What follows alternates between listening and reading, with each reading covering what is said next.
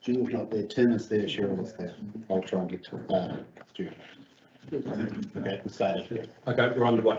Okay, welcome back to meeting of the Central Harbours Council. So Shirley, we know you're there. Tim, can you just confirm you're there, please? Unmute if you need to. Yeah, I'm here. Very good. Cheryl, you're there? Yes, I'm here. And we're trying to track Stu down. Right. We'll get underway, but no, Stu's back to do this. Okay, let's move on now to agenda item number 22.3.11, page 136 of your agenda. Central Otago District Council relationship with Ōkaha. So hand over to Rebecca with some. Oh, kia ora koutou. First, before I start, I just want to, I'm not going to be presenting this report in the way that a staff member would normally present a report, and that's because who I am and what I bring to the table. So I just beg your indulgence for that, and then Santia will do the more darky stuff at the end. So before I start properly, I'd like to acknowledge those that have gone before. In particular, I'd like to pay tribute to Kua Langsbury, Tahi Pōtiki, my father Te Hurangi Parata, who, along with many others, have laid the foundations for building relationships like the one that you're considering today. I'd also like to acknowledge the recent passing of Hawea Ellison, Moi mai rā e te mātua. In addition, I'd like to acknowledge those who have worked alongside CIDC as we have embarked on this journey. In particular, I want to pay mention of Edward Allison, Paulette Tamatiala, Megan Pōtiki, Rachel Wesley and her team at Ōkaha, and those who live locally, being the wonderful Francie, Diva and Lou McKenzie, amongst others. I've had the privilege of being part of forging formal relationships with mana whenua more than once. One of the memories that sticks with me the most is the meeting between the newly elected Mayor of Dunedin, Dave Kau, and the Upoko of Otako Runaka Marae Kua Langsbury. And that was many years ago now, and Kua spoke to Dave about why it was so natural for local authorities and mana whenua to work closely together. And that's because both are very similar and they're both perpetual and exist to serve the interests of the communities that they serve for now and into the future. And there are very few organisations that exist in perpetuity to do those things, and Runaka and councils are too. CIDC's relationship with mana whenua has gone from strength to strength, particularly in the time that I've been here and have observed. And many of the projects, there have been many projects in mana whenua, mainly through Ōkaha, have assisted with council with their work programs.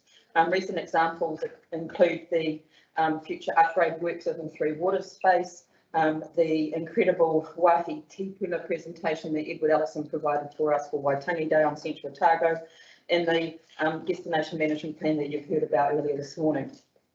Much of this work has been based on goodwill between Ōkaha and the CIDC and has been piecemeal and cost recovery basis.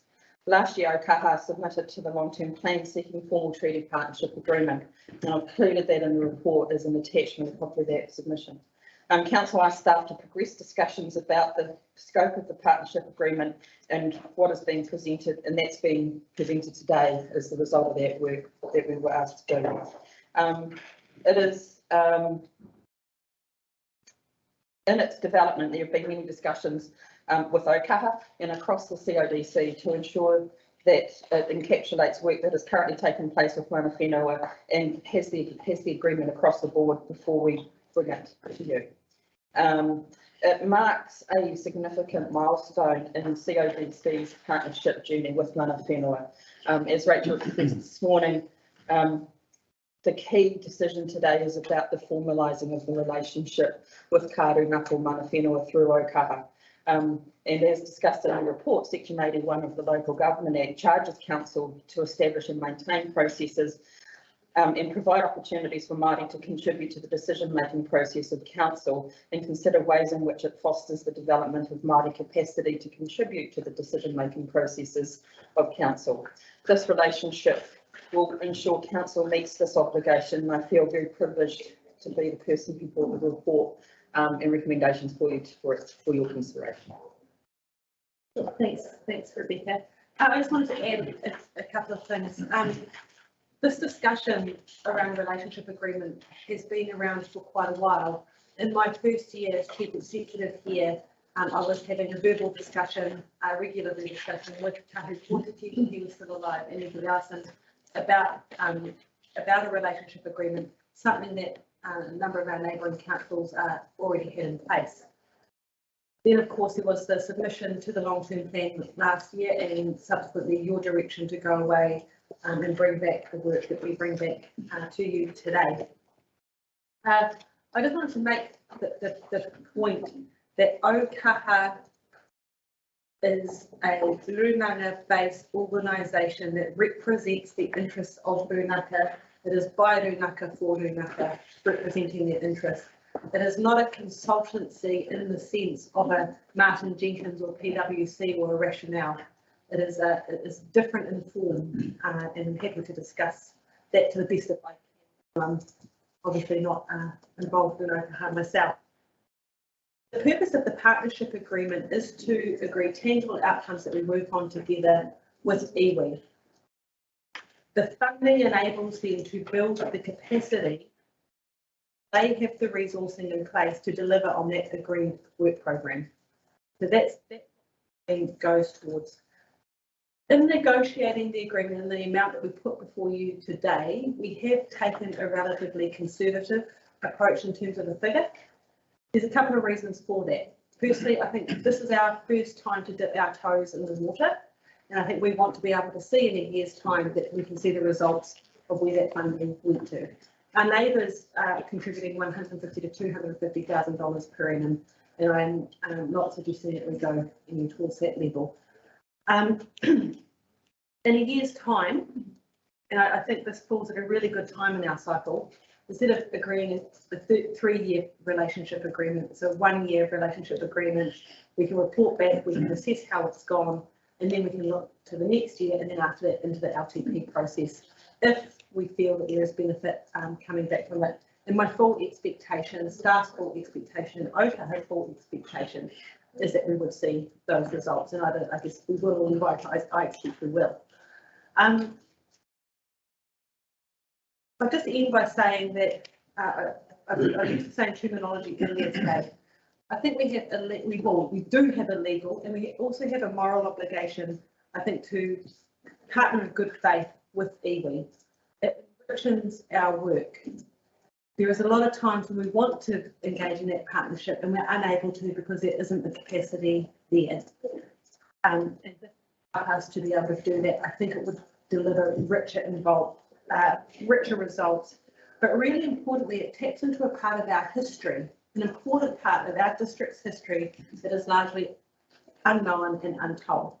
And I think that's a loss to us as well. Thank you, Rebecca, and to the staff chair. The key thing about this is a direct response to the submission that we received from Ōkaha through our 21-31 long-term plan, and I think at the time I said then that too often with iwi we were talking to them only when we wanted something from them, and that was one way to have a relationship. The important part of any relationship is to go to a partnership where you are talking all the time and know what each other's doing and why you're doing it. So thank you for bringing that report to us, Rebecca, and doing what we ask you to do.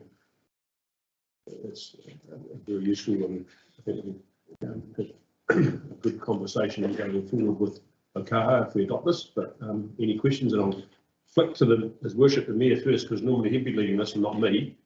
So it's probably only appropriate I give him a chance to provide any further insights and lead he may want to provide to the Thanks, Neil. I appreciate that, and it is, I've got to say, odd sitting here, but just enjoying your chairmanship and the way the other chairs have been going today. And our new system that has 4 different screens on the screen is quite good, although quieter spoken people don't go quite so well. For me, I endorse what you've said, Neil. This is a partnership, and looking at it as a consultancy arrangement is not the right thing. It is a partnership. It's a means of having capacity at Okaha to do what it is. Firstly, that we must ask them to do in terms of there's a lot of legislative work that we must engage with iwi. And I'm going to be careful in my wording here, but I put the emphasis on the must in as much as whether we want to or not.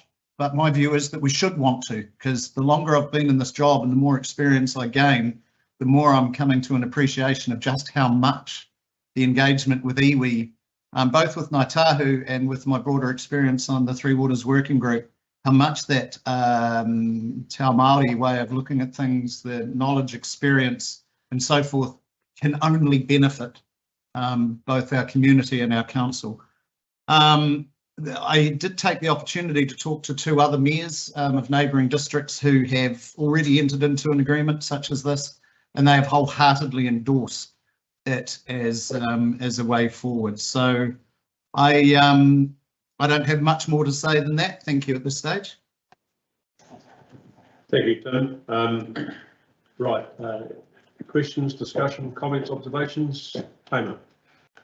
I just had a question around the piecemeal cost recovery basis that we've been using previously, and if you had a figure of how much we'd spent in the past financial year on Okaha. We do have that information. Do you want to go on okay. So this year to date, we've spent $15.6 thousand. Last year it was a not dissimilar figure for the year, so it depends on what the work program is over the course of the year. And do. One of the challenges of doing it in the way that we currently are is that there isn't necessarily capacity to deliver on the work. So there are pieces of work where we don't necessarily hope to, because it just isn't capacity at the Okaha end. Also, and sometimes at our own as well, to be fair. How often does that happen, that we're going to them for engagement or on a particular piece of work and they've just not got the capacity to do it? Look, I should be very careful with my name. It's not for me to speak about the capacity. Sometimes we don't get a response, and that's as a part of them not having capacity, right? It's regular enough. I was just chilling the fact earlier on the project, like the Alexandra River Park, where we would hope to have really high level of engagement with iwi partners on that, because of the confluence of 2 really important journeying aura that come together there, and the work that the infrastructure that we're having. It's sort of a once in a 30-year opportunity to tell that story appropriately. And I know that there was not capacity at Okaha to engage in the way we did on the destination management plan. Instead, it was a little bit different. They said, bring us your thinking, bring us your concepts and that stuff, and we'll give you some advice on that. And that was just because they didn't have anybody who could come with us on the whole journey. And so that has pros and cons to it. Sometimes you have to go backwards and forwards more often than you would want. So my expectation is, with an agreement like this, there is then capacity there to deliver on that, because we've agreed it as part of the work program and say, right, we're here to get this outcome together. Would you anticipate that a partnership agreement such as this, where it is formalised, would mean that we could always expect a response to an inquiry, even if it is to say, not necessarily, even if it is to say we don't have the capacity at this time, but we would be able to get to it at this date? Or just, you said sometimes you don't get a response. Would we always know where we were at? So, and I should be really clear, I typically get a response. So I have a very good relationship, I think, with Rachel Wesley, who came into public forum earlier. I would expect if she contacted me or I contacted her as respect as 2 chief executives that respond to each other. And typically we get responses, even if it's the same, we don't have capacity. But it's the nature of full inboxes, is how I would describe it, but perhaps a better way to put it. My expectation of the relationship agreement is that we have agreed these are the things which it covers, and those things will be delivered on. Do you anticipate in reporting back, because it is a partnership agreement, not a we want you to do this work by this date at this price agreement, how would you anticipate the work that they achieve with us over the next 12 months would be reported back on at the end of the first year of funding potentially. For you to expect a full report back from us on that work that we conducted with OKA outside the relationship agreement. Because there is still that capacity, there's other things that come up to go on that piecemeal basis. But this is about saying for this contribution, under this agreement, we will make sure we are resourced to deliver on these things. So, but I think it's really important if we're going to agree for the year forward. Just so I can follow up with what Tony said first about the funding side of things is that the way this is put together, the funding is really put in place for the first year for 22-23. Correct. And then the draft agreement talks about the funding thereafter will be determined. So I guess picking up what Tony was saying in terms of reporting back as part of the funding request to council through long-term plan, annual plans, is that when we could expect to see the reporting, as I guess to support where we go to next, or to provide the context to where we go to next? Would that be appropriate? I think we're very appropriate that we report back before you agree any future funding. Yeah. So, Martin, and then we're going to go to Cheryl. I was looking for a practical example of how the partnership would work, and we mentioned the real part with Maka and Maka and now that story needs to be told by the people who know the story. Can you, I know we're going to be asked as elected members what we're going to get for this, because we're currently the country's going through an interesting debate on the whole issues around co-governance and things like this, and it's very much top of mind with many people's currently. It's only going to get more so. What can you give me as a representative of this community? I say ammunition to fight back at some of the negative comments that we will get. Yeah. I did have open on my computer page that I wanted to refer to on this. However, let me bring that instead. This agreement is not about co-governance, about iwi having any of the decision-making powers of this council. It's about enriching and deepening work in a partnership way with the iwi who have rights and obligations to this. Use that same example, the Alexandra River Park.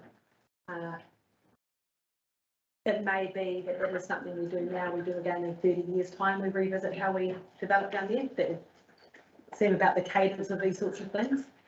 What a shame if we waited another 30 years to tell those important stories that are part of our history. As an example. But it's also to ensure we have a level of engagement in things like our district plan, scoping work around things like destination plans, other strategies, etc. So it's really not about, I think it's really important that we separate this dialogue from the co-governance council decision-making part. It's different. Can I? No, you can't. Oh, sorry. We've got to go to Cheryl. Yeah. Thank you. I just had a question. Why, if we've got a good relationship already with Okaha, and that has been said before that we do seem to have a good relationship with them, why would we be actually really needing to formalise a partnership with them? You've just said that it's so far we've spent just over $15,000. They're asking for, a year. We could effectively double that and still not have a formalised partnership with them, but still have a good relationship with them. So I just wondered what your thoughts were on that. Oh, look, Rebecca may wish to make further comments. My statement that would be it's because we have developed a good relationship that we're now in a position to negotiate a partnership agreement. I do not see this as the end of developing that relationship. I believe it will and should continue to grow. And that, to my earlier point, the funding enables Okaha and therefore Rūnaka to invest in having the capacity to work with us on the things that we need to work with them on.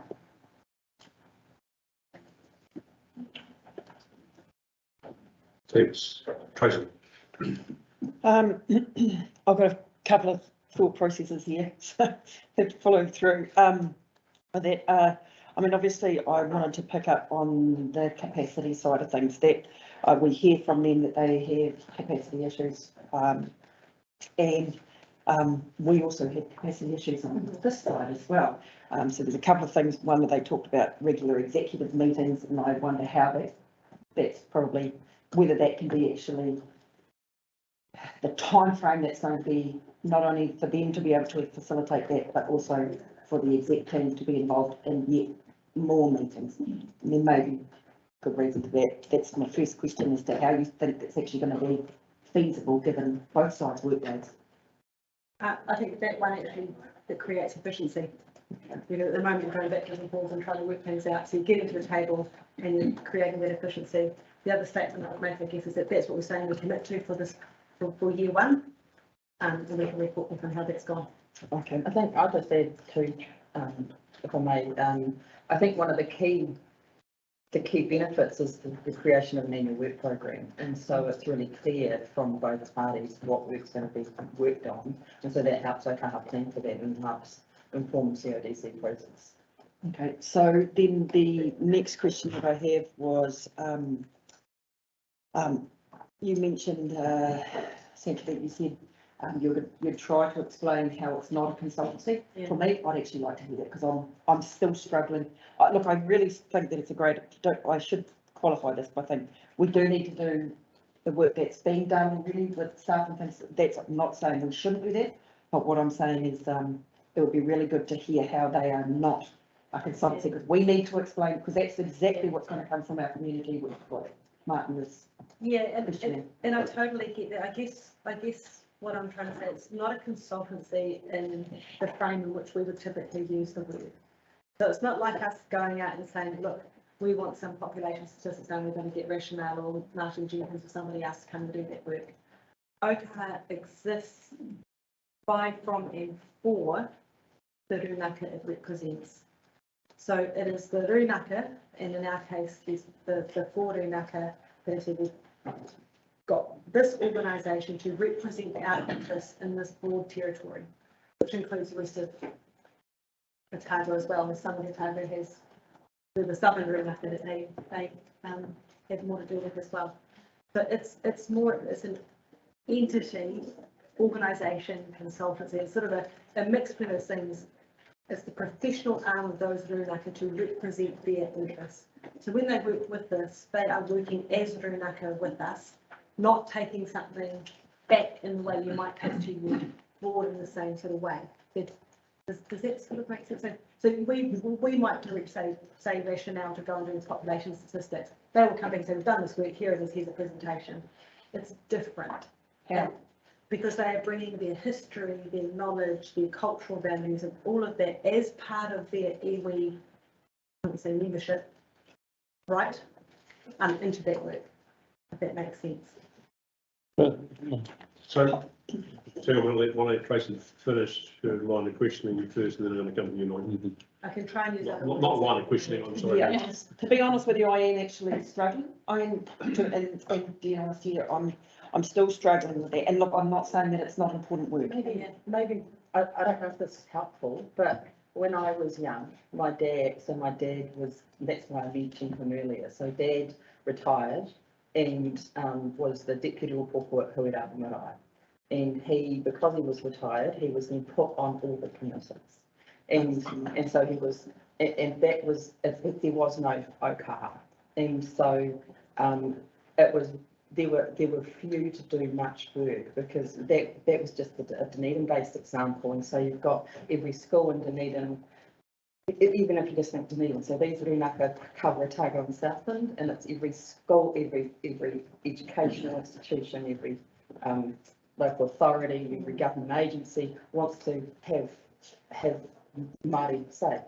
And so people like Dad, it's like, you can only go so far. Rūnaka got together and said, how can we make this better? And at that stage they created this Kaitahu Ki Otago, and it was the first step of the OCAR journey, and they set that up to hire their own to help provide those voices to those organisations that desperately needed it. And then that's now formed, and so it was creating something to help them. So there are still many voices on many different committees and the like, but they have this professional arm, if you like, to assist that work. And I totally understand that, and I get that, and I mean, with dealings with, Edward Ellison and things and other stuff, I understand that they are stretched incredibly thin for a lot of entities around Otago that actually want them to do the work. So I totally understand that, but I'm still not understanding why, there has to be, I like the idea of a partnership, and I have other things where I'm involved with partnerships, but I'm just not seeing why there has to be and look, this is just the word that pops in, but it feels like a subscription cost or a membership cost to be part of a group that we might not be, and it's just, I guess there's the words that I was thinking.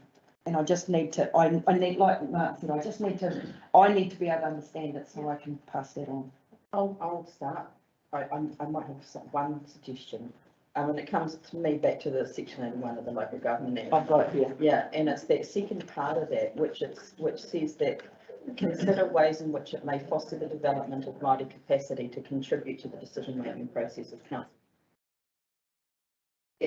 This helps us fulfil that obligation, because it's how can we as a governmental, local government organisation, help contribute to the capacity building of Māori. Māori have come to us and said this is how we can do it. So we're not doing that anyway? To do that.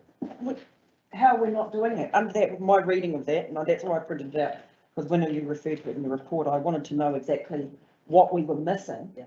And when I read that, and of course with law, everyone has different reading of things, so that's, I accept that, but I didn't feel that we were not meeting our obligations under Section 81. I agree. So we don't do anything. Yeah. Because we don't, and we do it across a wide range of our work program. I've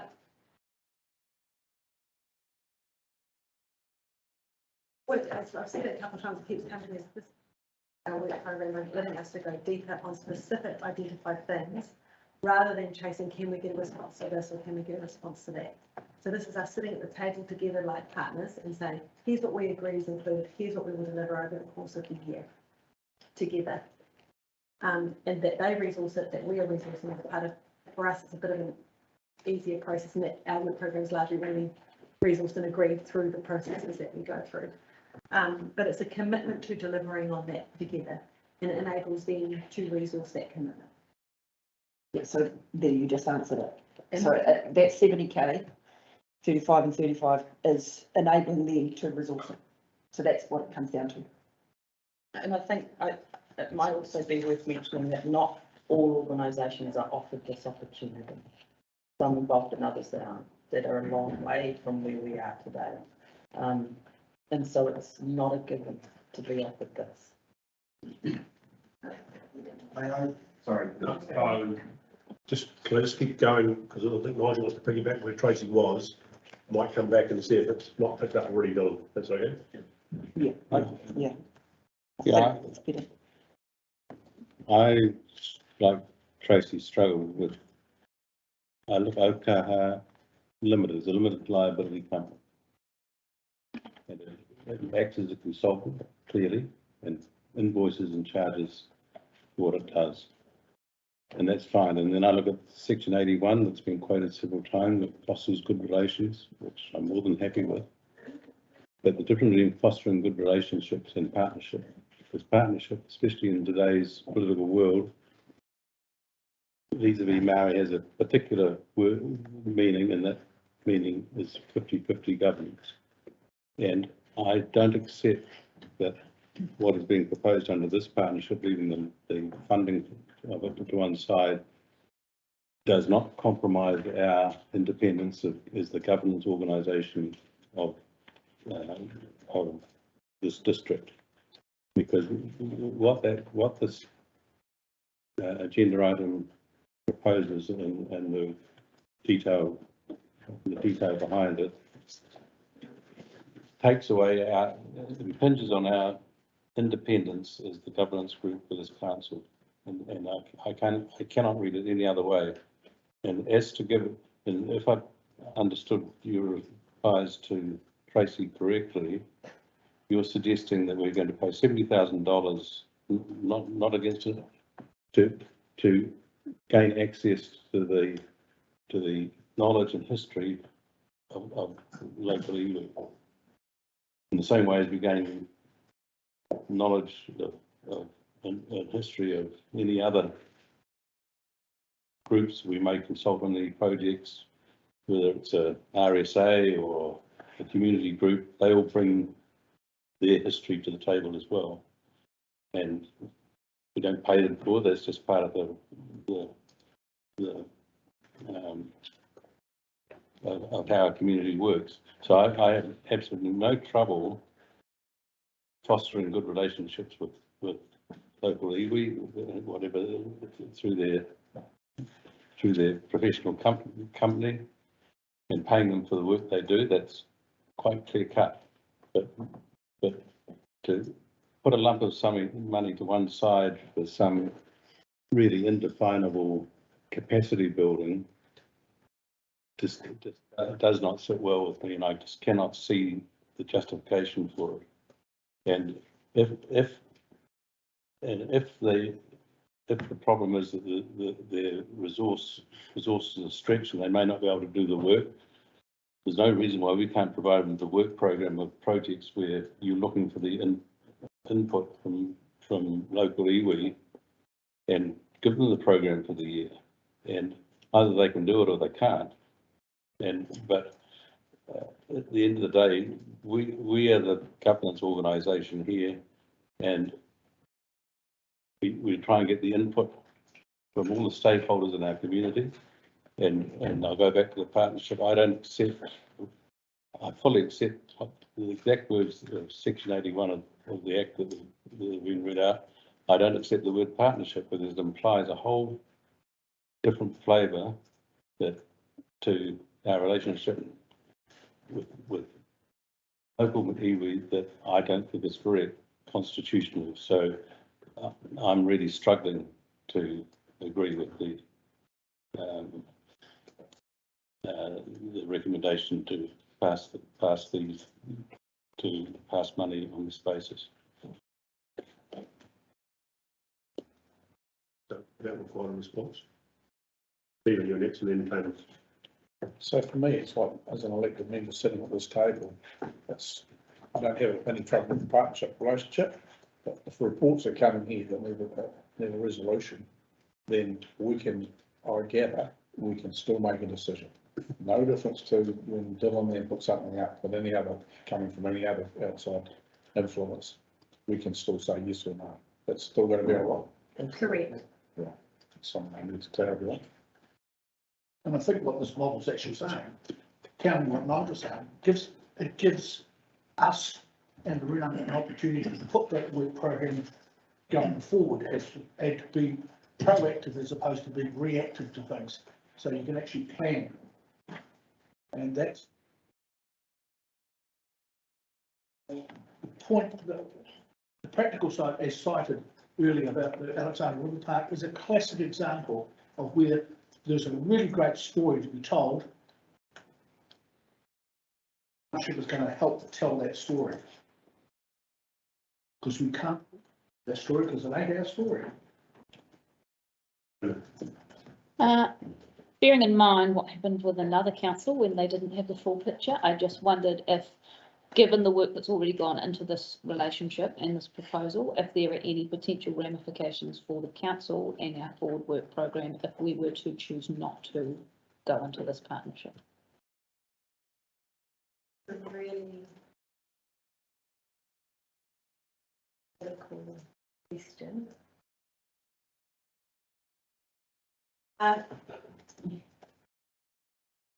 Difficult to predict circumstances that might future. I think the example which you are referring to relates to that council signing up to a group that was acting opposite to the previous relationship that had occurred with Iwi and against that relationship.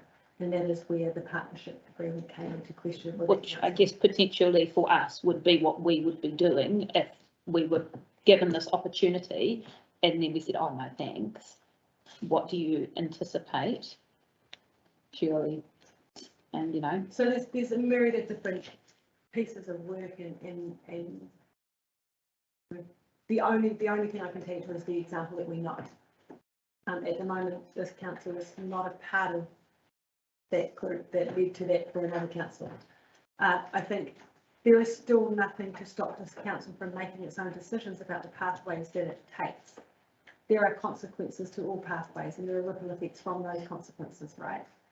And in the case of this, if we were playing out the same scenario here and we had agreed this agreement, and as a result of the decision the council makes, the agreement is put on hold, that would be a shame for our work.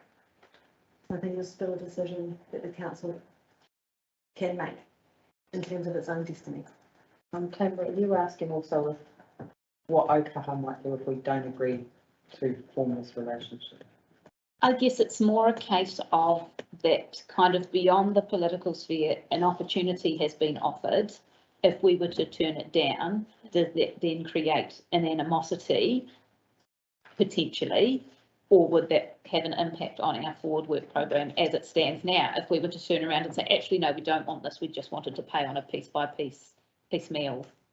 Yeah, which is not what occurred in the instance we're talking about, right? No. So at the heart of this is a commitment to how we work together. What occurred in the example you're talking about is where you felt that that commitment to work together in a certain way was not being met.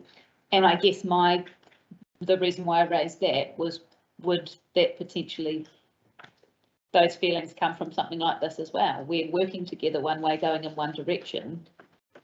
So this relationship agreement is not about us all having the same view, right? And it doesn't stop you from having the same view. I'd like to think, as I know this council and the good people that you are, that you, if you're saying, look, we're committed to working with people in a certain way, you would still do that even if you did not agree. So this is about how we work together, right? So that's kind of my answer to it. I think I don't know all of the ins and outs of any other council's business, except that I think that part of the issue at the heart of that was the way in which people have decided to work, or rather not work together. I might just check those on Teams. Sue, Shirley, anything you want to come on with? Yeah, I do. My question was, what if we disagree? Because we're in a relationship and we're all been in a relationship in one form or other, that we don't always have a common outcry, and do we feel guilty because we might be having a different value on an entity or a development than the Runanga?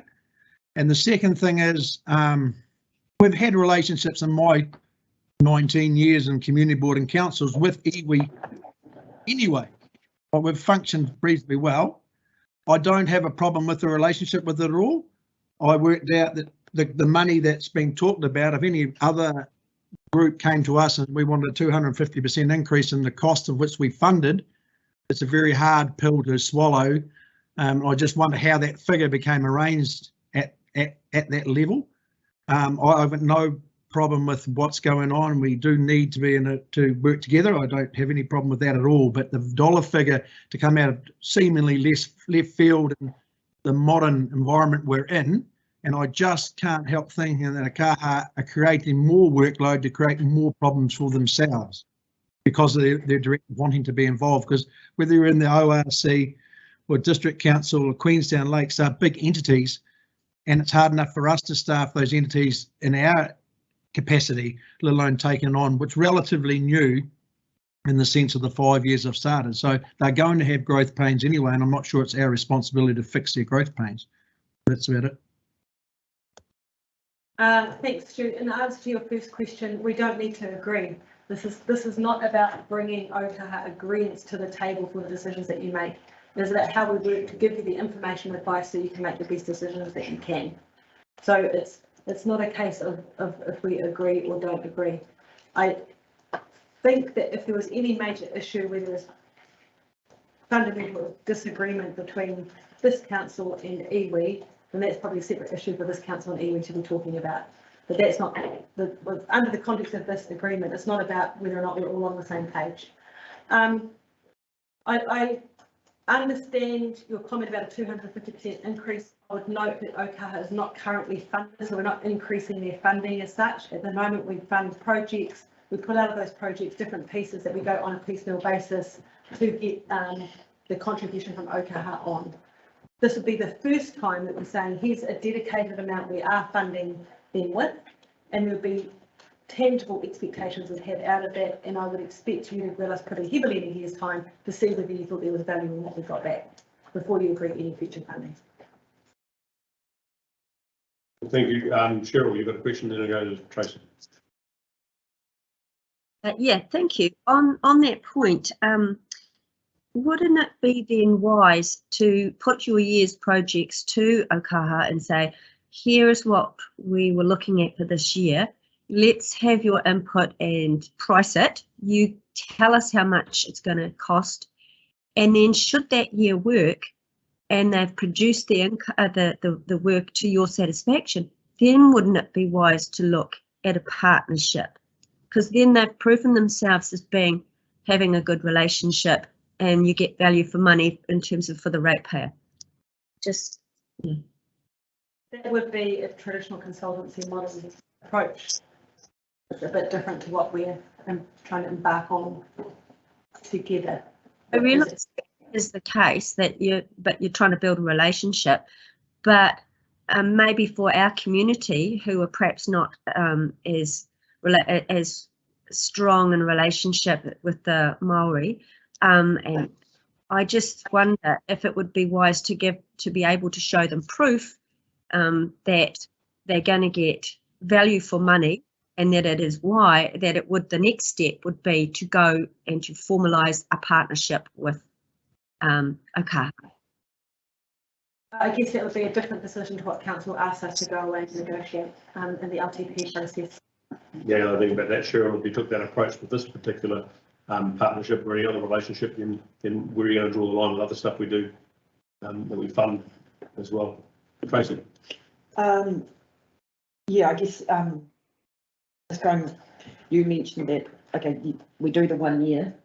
What happens at the end of that year? We're committing. I mean, and also the decision that we're making is committing future councils. They shall be, how many shall be, going forward. Future councils are going to, I mean, once you're in, you're going to be in. And there's going to have to be a financial commitment, and then we'll have to work magic in order to fund that going forward. Because I don't believe that once you're in, it would be very hard to get out. If you do it, like the partnership agreement might be for 1 year now, but it's going to have to be kind of involving. And I don't think that the base figure is going to change. It's certainly not going down, so to speak. And I understand there's other work that goes on top of that, but that's irrelevant from what we're doing now. Yeah, I understand what you're saying, and we know that very few things go down of course. I think in entering into this agreement, we're entering into a spirit of it being for more than 1 year. That doesn't mean it can't end. It doesn't mean that there won't be a change in our own entity and their entity and anything else that circumstances can change. But yes, we would be entering into it in a spirit of it being an ongoing thing when years come by. That wouldn't mean that you shouldn't expect report back and that you're getting value out of it, and you'd expect total safety. But I mean, that is the intention. Yes. So just picking up on that, I think then, really going to Shirley was a question, is that the recommendation talks about per annum, and I suspect that conflicts with what you were talking about in terms of the sort of first year. So I think you might want to think about a change to that, to being that's the first year and future things based on budget or whatever going forward. So just to find out. That's probably just. Because that's the commitment that Tracy was picking up, saying Your partnership document doesn't do that, but your funding does. I think that within it, we explain it in a different way, and it's parentheses, it's shorthand, you tend to Yeah. use that as a good catch. Shirley, Hi, yeah, I just wanted to say, not a question really, but the way I read it was I see this as a really, this partnership is a valuable resource for the staff that will hopefully save them quite a lot of time because they will have, you know, that will be outsourced. So, yeah, I just want to say that I think of it as a resource, and I think we're getting hooked up on words like partnership and consultancy, and it's kind of a combination. It is new, but I think it is a valuable resource and we would be silly to turn it down. thanks, Shirley. Tim, Thanks, Neil. I'm just going to follow on Shirley's coattails there, because this is a resource, and it's a resource at the operational end of this organisation. Okaha is the functional end of Ngāi Tahu. We must legally, and we should, engage and work at an operational level with the organisation. This is not at a governance level, and I'm disappointed to hear references towards what happened with Dunedin and Communities for Local Democracy, because that was all about governance. This isn't that at all. This is not going to impact on whether we say yes or no, or maybe in any decision-making process around the table. It's going to impact on the quality of the information that we're given upon which to make those decisions. And I think it's really important that councillors remember that, and that the community isn't confused as to what it is we're being asked to do today. Thank you. Nigel.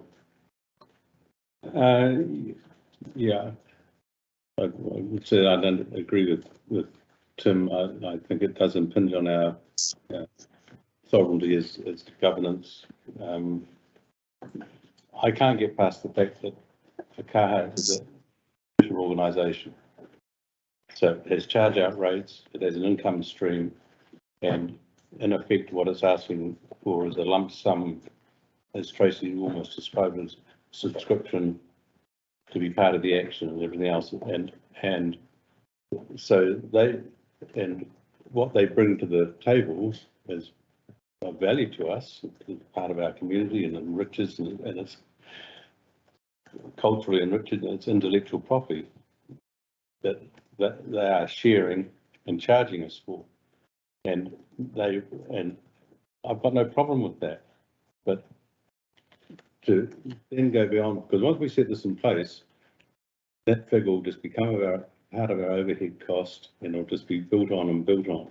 And for me, that's no way to properly be guardians of the ratepayers' money. It's just not the right way to. So it's a commercial transaction, and we look at it commercially. If you want to do something else, do it through another some other vehicle, because it as it sits now, it is hopelessly confused for me, and I'm just struggling to being able to support what's being proposed.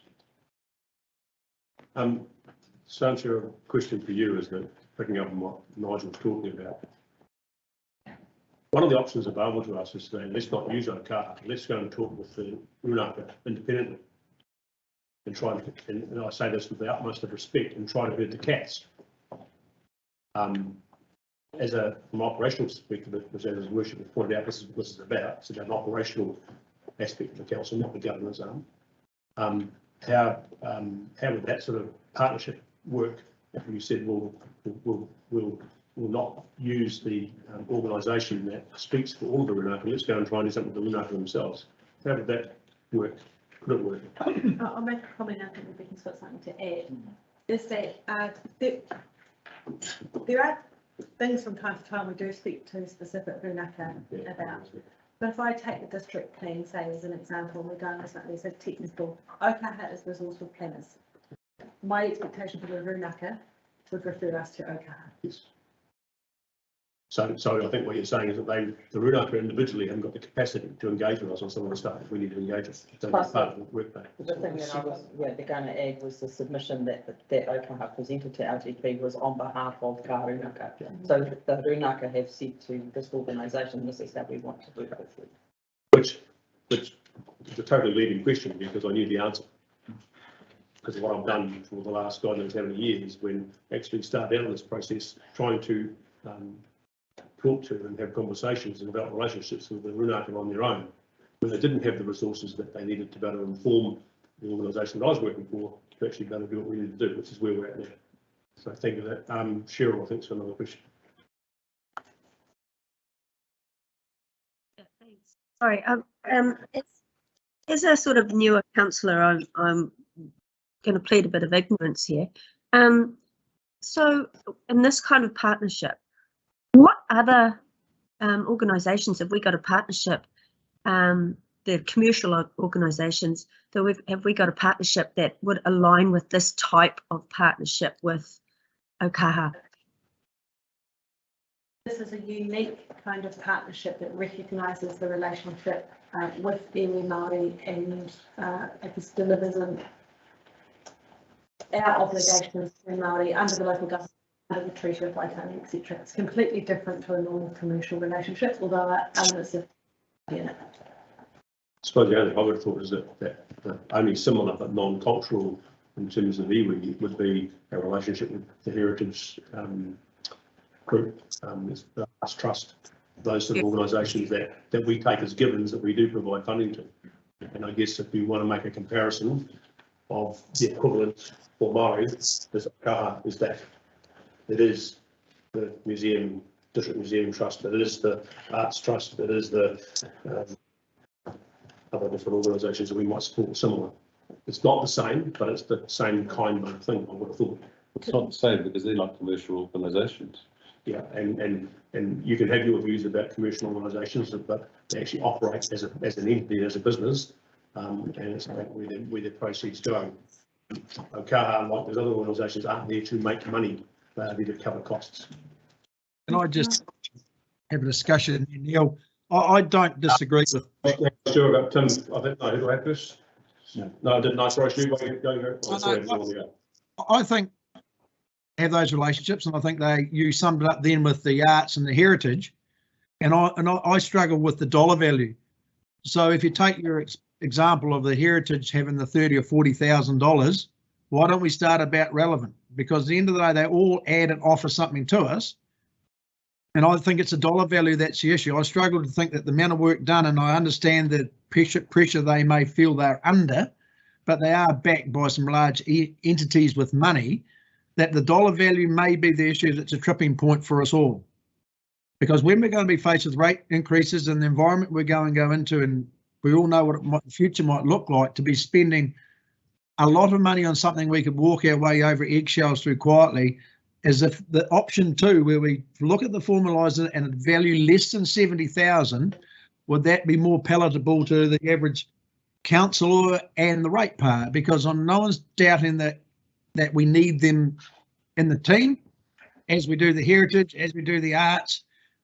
It's just formulating the balance. I guess that's the thing. Is it the dollar value that's creating the angst rather than the process? I just think that I want to hear from Louise, but before I get to Louise, I should go back and pick up Dylan with what he had. Then I'm going to pick up Louise's comment. And then I'm looking to try and sort of see if we're in a situation where we might just test the waters and move ahead. Thanks, Neil. My comment was really, it was in response to a couple of the questions around evidence from within the community. Within our paper that we put forward earlier, there was the independent research that was carried out within the community. In that, we asked the key question, and the question was, in your opinion, how important is it that Centro Taka celebrates the sites and stories of significance among Whenua? 80% of this community came back and said it was important. 52% actually came back and said it is extremely or very important. So the community sees this as being important. I just want to add that, and so you do have an evidence base, and you're challenged by members of the community as to why you're involved in stuff. Thank you, Louise. Yeah, I just wanted to quickly support some of the comments about resourcing, and your example that you gave in your organisation. We've experienced it firsthand here. Spatial planning, the participation by iwi was quite low, and I'm not going to comment on why, but through there's the Cromwell spatial plan and through the Vincent spatial plan, where they were better resourced to help. They've got a much stronger contribution to that document, and it's very evident in it. And from my experience with having a long-standing relationship, the better the relationship it is, the easier processes are as in any relationship. Right, any other questions, comments, observations before we test some waters? None, right. I've got a. What's wrong? You look, sorry, Rebecca, Martin's looking at me as if he's offended. No, I'm just waiting for you to see if you want somebody to put the motion. Oh, no, that's all right. I thought you had said to me on the speaker, I'd forgotten you. I'm sorry, Rebecca. If we change resolution D to agrees to allocate 70,000, remove the words per annum. Yep. Towards the agreement in the 22-23 financial year with. That's why I was waiting, Martin, so I just get some clarification about what recommendation D might read, and basically what it's been recommended to change it so it relates to funding for the next financial year only. So does Does that? it need to be amended further to say about be reviewed? Yeah, no, because I think that happens because of the agreement. Let's just get that up on the board for a start, on the board, on the screen, so we're all looking at what's being proposed. Okay, let's let the technology catch up.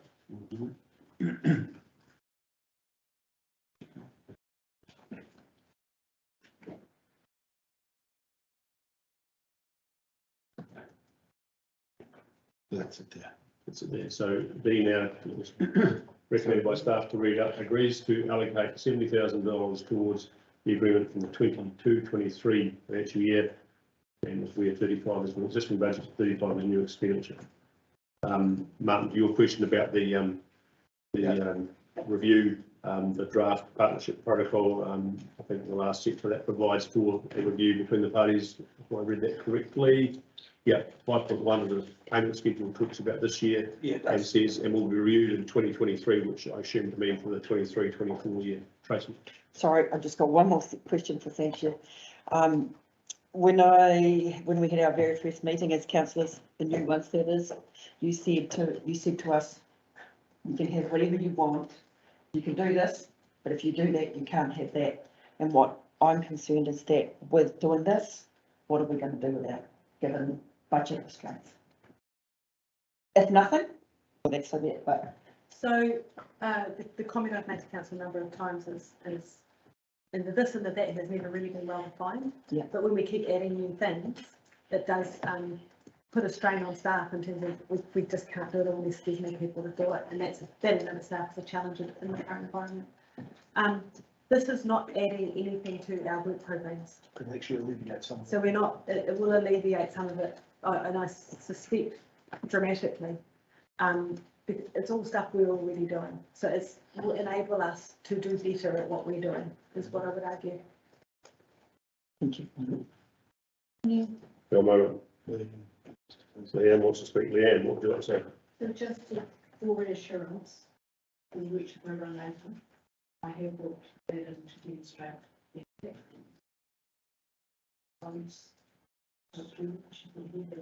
This period in this process point one. And I built that in as part of the work I'm doing. And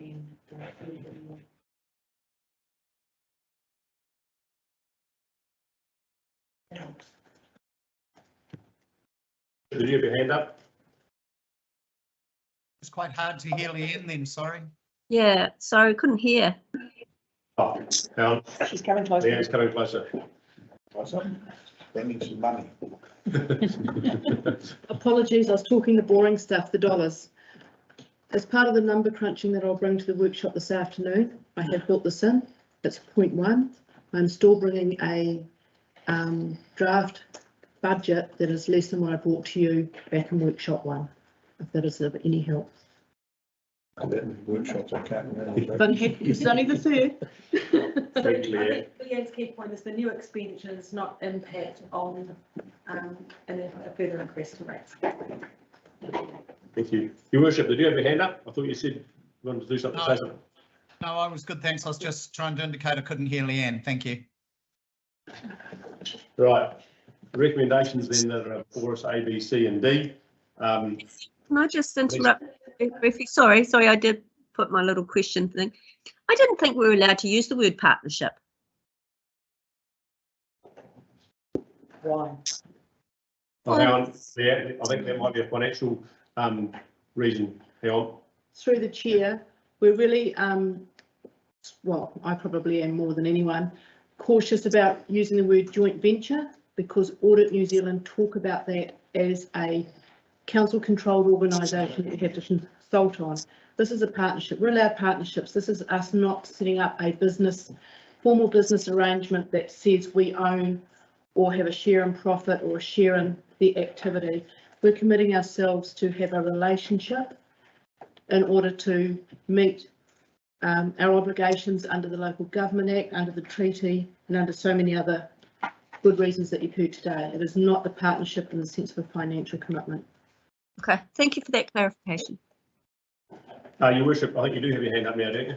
Yeah, I do. I think we'll move on. Neil, I'm happy to move A, B, C and D as is on the board at the moment with that slight amendment to D. Thank you. And I'm quite happy to second it. Right, we have a motion on the floor. Recommendations A, B, C and D have been moved by His Worship and by Councillor McPherson. Any discussion on that? No discussion, nothing from the team's environment. Can I ask those on teams to, in the chat, put a yes or a no when I ask the question? So, all in favour?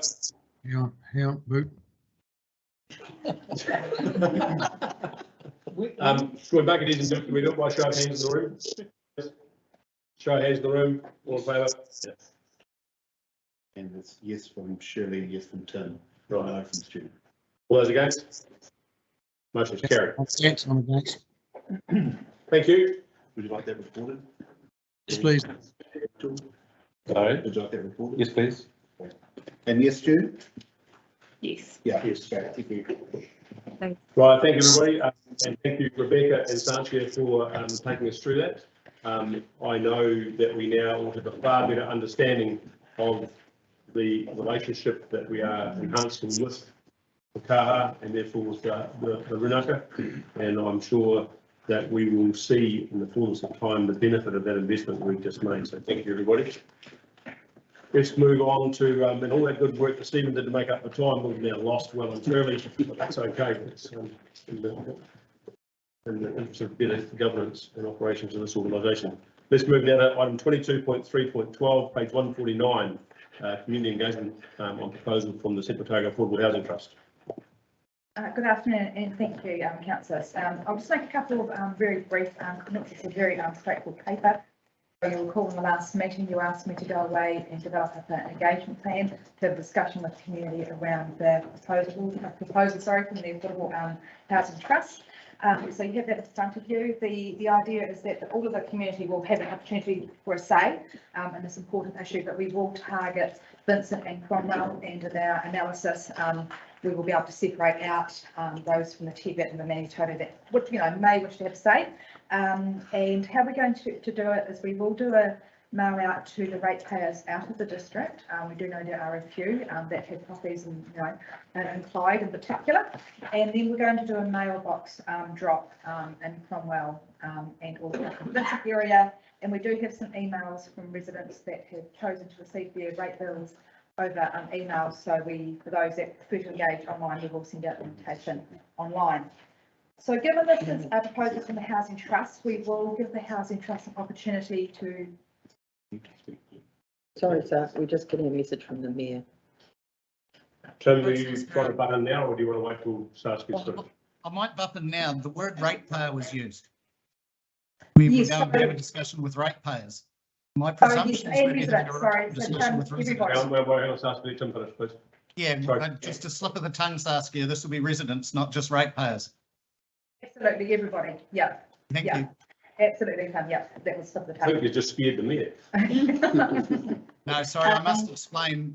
In terms of the chat, I use capital letters for my own notes within the meeting. So if it looks like I'm shouting, it just means I've forgotten to turn the caps off. So my apologies. That poor old Wayne saying, oh, shite, the mayor's getting really grumpy here. Sorry, Sorry Karen. about that. Yeah. On everyone. Yeah, so, Carry on, Saskia. so it's saying that we will target, we do know, it's residents, and so we know there's renters that, will have, you know, they pay rates via the rent and of course, house owners, right? So we're going to capture everybody. But we do know there are ratepayers out of district, so that's hence why, Tim, we will target the ratepayers out of district, but it's for all residents. The Housing Trust, given it's their proposal, we will give them an opportunity to do a fact check of the final survey, just to make sure we have got it absolutely right from their perspective. It's not an opportunity to obviously edit away. That will be obviously with the CEO to sign that out. What we thought we'd do with the survey is just do a bit of a political sense check on it as well. So to run that by the mayor and the deputy mayor, one who is from Vincent and one is from Cromwell. And the final thing I just want to mention, those who have eagle eyes and good memories, you might recall last time I said it was 12.5 million for a third of ERF. We made a slight calculation error that would be on the developed land. You'll see I've fixed that in this paper. It's 4 million for the bare land, plus there's a profit on that, so that is correct. I'll open it up to any questions. Thank you, Saskia. I'm going to ask His Worship if he wants to lead off on this, given his, what's the word I want to use? Close involvement in this, this matter. So Tim, do you want to start off?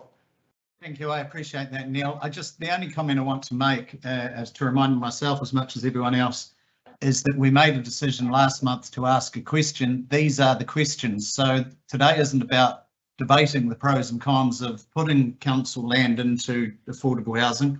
It's about whether these are the right questions to ask our community before we have that discussion further down the track. So I just think we need to remain focused on what it is we're doing today, which is simply outlining the questions that we've already agreed need to be asked without going back and relitigating that decision a month ago, or indeed jumping ahead some period of time to a debate that will have to be held then.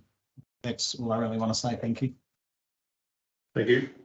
Yeah. The comment I want to make is there are various models out there of affordable housing. Are we going to use the Central Otago Affordable Housing Trust model that was presented us? Is that the one we're going out to ask our ratepayers and residents to support? Yes. So in the survey, there'll be a link that will describe the secure homes model, and just so they can understand that it won't get the capital gain and it's sold back to the trust. So we're going to do up a bit of a graphical sort of description so people understand what the proposed model is. Your Worship. Yeah, I just want to follow on from what Martin said. If the response comes back from the community a clear no, or if from the response from the community regardless, council says no to going down the secure homes affordable housing trust model, that doesn't preclude council from going down some other means of trying to assist with affordable housing, which is why I think question one and then splitting into question two makes good sense. That, hey, have we got a place in this? And if we do, is it this one or is it something else? Rather than trying to conjure up 4 or 5 different models now, which would be in the state, there are other means we can address this, and this wouldn't necessarily preclude it, I suppose, unless there's a massive, overwhelming negative response just to question one. So I don't think it shuts further pathways down, but it'll either open or close the door to the secure homes affordable housing trust model. That's how I see it anyway. Would we have to then go out and consult on any other models well, it all depends on what question one's answer is, doesn't it? Yeah, stop second guessing the results of the survey. Exactly, I'm stopping myself. David's been looking at me. I have, and I have my hand up too. Yes. I just had a question around the survey. If they've answered question one, do you agree? And it says yes, and then they get to question two and they see it costs money. Can they go back and change their answer to question one? It's a good question. Because that would. Jen Hill is our expert on the survey design. Jen, do you know in the software if we can? I think it gives them the ability to save. It gives them the ability to save and go back. Is it done on the survey, Duncan? No, we've got bearing table. I just thought that if they then realise it would, oh no, that's going to cost lots of money. Oh no, I don't agree when they actually did. And then the second one, I just wondered about in question number 3, do you have any thoughts about council's role in providing? But it wouldn't necessarily be us providing, it would be the trust. And I just wonder if that should say supporting or enabling or some other word rather than providing, which we do provide elderly persons housing. Yeah. Tracy's next in, oh, no, I was getting there. Correct me if I'm wrong here, Saskia, but so it said, and from the report, as I understand, the questions are going to be weighted arguably for Cromwell and Vincent. Yeah, what we'll do is like in the long-term plan, you might recall how we divvied up the results by ward. Yeah. So we can do that in So we have the software. ability to do it. Yeah.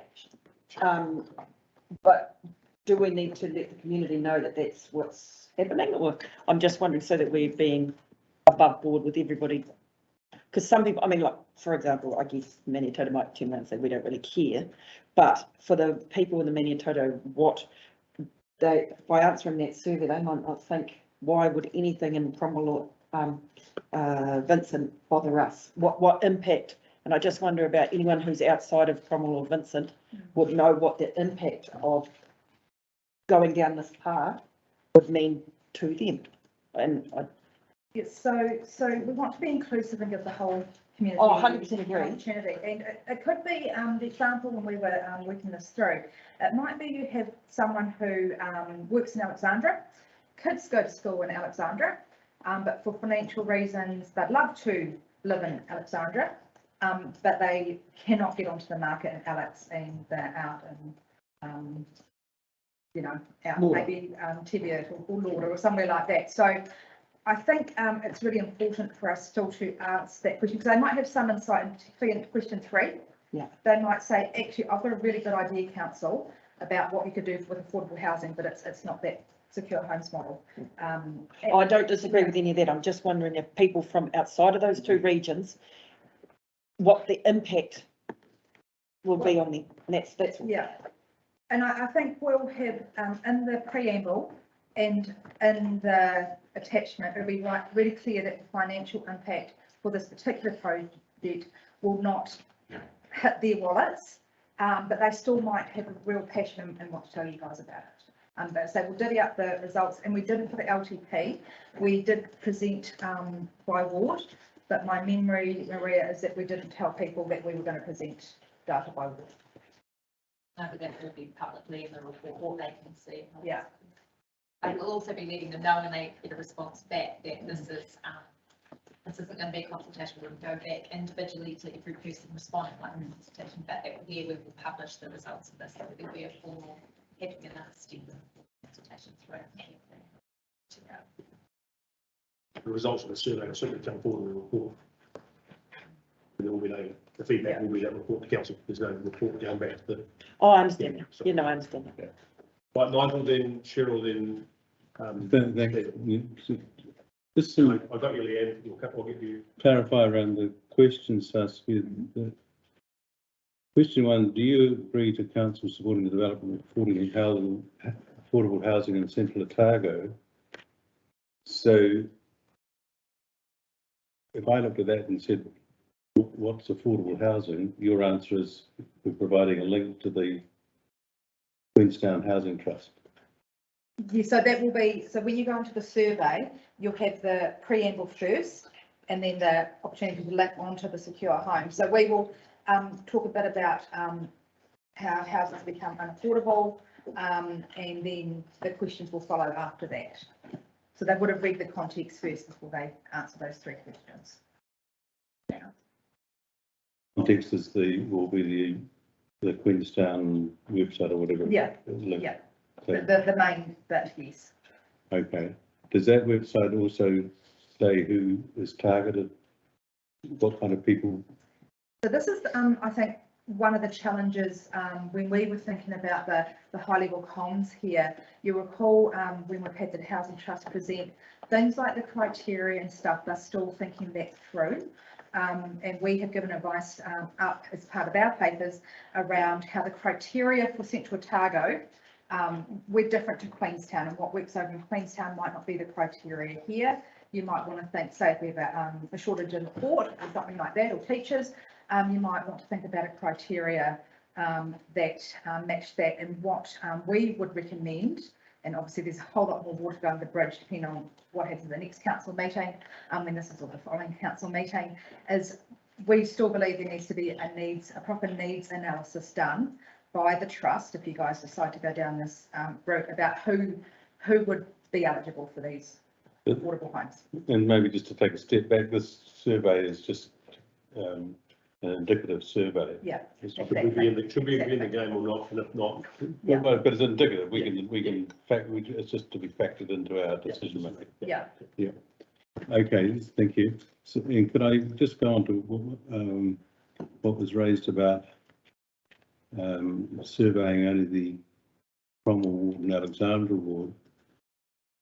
I struggle with that because my reasoning says we've got a council that is proposing to make a district policy on affordable housing, and it is now then proposing to exclude 2 of the wards of the district from being surveyed. And I further say to myself that the council has given the delegated powers over the disposal of property to the wards. So if I were the Cromwell Community Board or the Princep Community Board and said, well, actually, I don't care what council surveys are saying. In Cromwell's case, which I know more about, we've got Fair Avenue Stage 2 and spent a lot of money on a plan, which amongst other things is planned to deliver affordable housing. And all of a sudden we've got something coming from council, from a district perspective, that says, well, hold on guys, we're going to tell you to give $8 million away to a trust. And I would say, well, Cromwell Community Board doesn't vote in favour of that. So I'd be interested to see how you can resolve what to me is a contradiction. I think we only need to worry about that after we've got the results of the survey, isn't it? That's not going to inform the survey. No, it doesn't inform the survey, but why? Not something for today. Well, that's, or if it is something for today, why is it related to the survey questions? Because if it's down the track, then let's park it for there and bring it up when we. Well, it relates today insofar as I can't understand why you would not be surveying the other 2 wards in the district. We are. Yeah, oh, sorry, did I miss that? Yeah, they're really keen idea. We're going to target like a mailbox drop for Cromwell and Vincent, but through Maria's magic channels, newspaper, radio. So it's not going to be targeted in the same way? No, and we'll have posters and the like. Oh, sorry, I missed that. So we definitely will, they'll definitely have the opportunity to participate. I just wanted to comment that under the council's delegations, the board can't ignore policy. So if the council brings a policy consistent with feedback, then the board have to. So that fits within that. Again, that's the follow-up part of it. That's right. Yeah, no, I take your point about that, but thank you for that. Yeah. Leanne, while we're on the staff, I'll pick up. It coincides with what Louisa said. At the end of the day, it is council led first and foremost. Cool. So being a toto, etc. I do understand that. It was just the way the delegations work. Cool. And finally on that point, if you were of the mind to say yes when we bring this back, there's actually quite a process we'll need to go through, and I'll give you advice in the next paper around that. It would be of the level that would be triggering the significance and engagement. We'll talk to you about an amended LTP or LTP processes in the next paper. It doesn't get any simpler after this, is what you just said. But there'll be more work to do. Right, Cheryl, Stephen, then Stu. Initially, when I saw this, I felt it was almost the second question was too confusing, and then I thought it was too simple. But anyway, Nigel sort of stole my thunder in terms of the eligibility of the people that are actually going to be the recipients of these properties. Now, correct me, I mean, if you flick through to the secure homes model, it's going to go through to the Queenstown one, and the Queenstown one is going to tell you that realistically, it's the people that are those that have a profession that is needed in the area that get those houses, i.e. teachers, police, nurses, etc. Right? So Cheryl, what we're going to do is just take some of the material with the permission of Queenstown Lakes that describes the model. So we're not going to link it through to their website. What we're going to do is have a link on our survey through to another page that we design that just describes the model. Right. And what are you going to put on there that actually describes the eligibility if you don't know now who is going to be qualified to receive one of these homes? We will be silent on that because we do not know. Well, I think that's a big piece of the puzzle that's actually missing. I think that you need to be able to say that. It's very easy. If you said to me, do we need affordable housing? I'd say, hell yeah, you know, I would.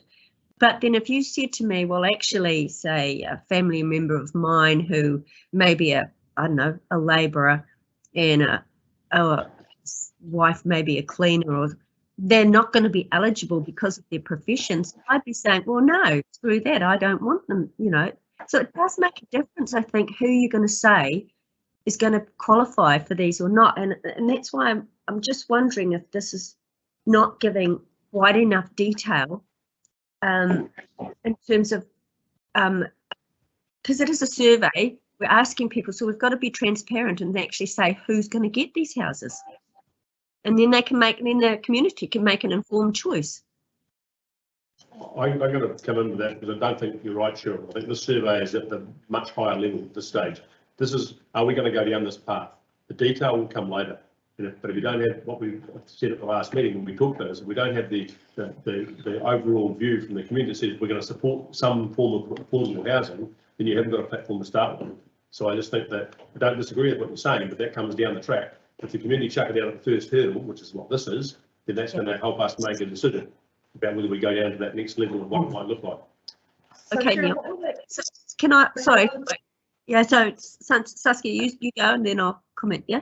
We were also thinking at the very end of the survey, once I've answered these 3 questions, is we're going to have a what happens next.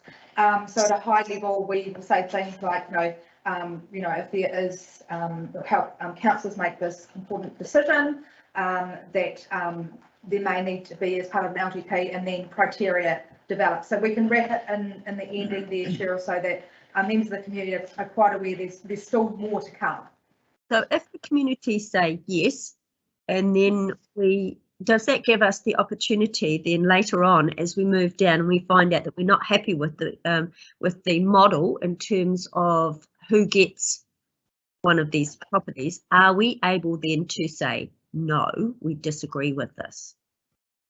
So Cheryl, what if that advice will come in the next paper, this will very likely trigger a significant engagement policy if you guys say yes in July, and I'll give you advice on what that looks like, but it would be formal consultation with our community. And you'll recall when we went out with the LGP, there's a lot of work, I think, the Commonwealth Master Plan that goes into presenting the material to the community, and things like the criteria we would need to work, well, the trust would need to tell us what it's going to be so that we can do that sort of formal engagement. So the community would actually know. So that, sorry to talk over you. So the community know in advance, before this was really adopted, who is going to qualify and who's not going to qualify. So what you could, the councillors could, the next time we discuss this, if you're of the mind to say yes, you could give a good indication to the trust as to what you'd be expecting to be developed up as part of that formal consultation with the community. Yeah. Okay. All good. Stephen, is that next? Yeah. Steve was next. So mine was just about a comment I asked you about this. There's no cost of money at Toto or utility bill, and that's not right. In terms of direct cost?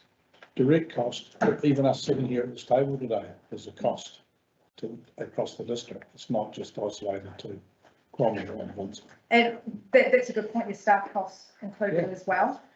So we can say direct costs, we can be careful with our wording on that. Yeah.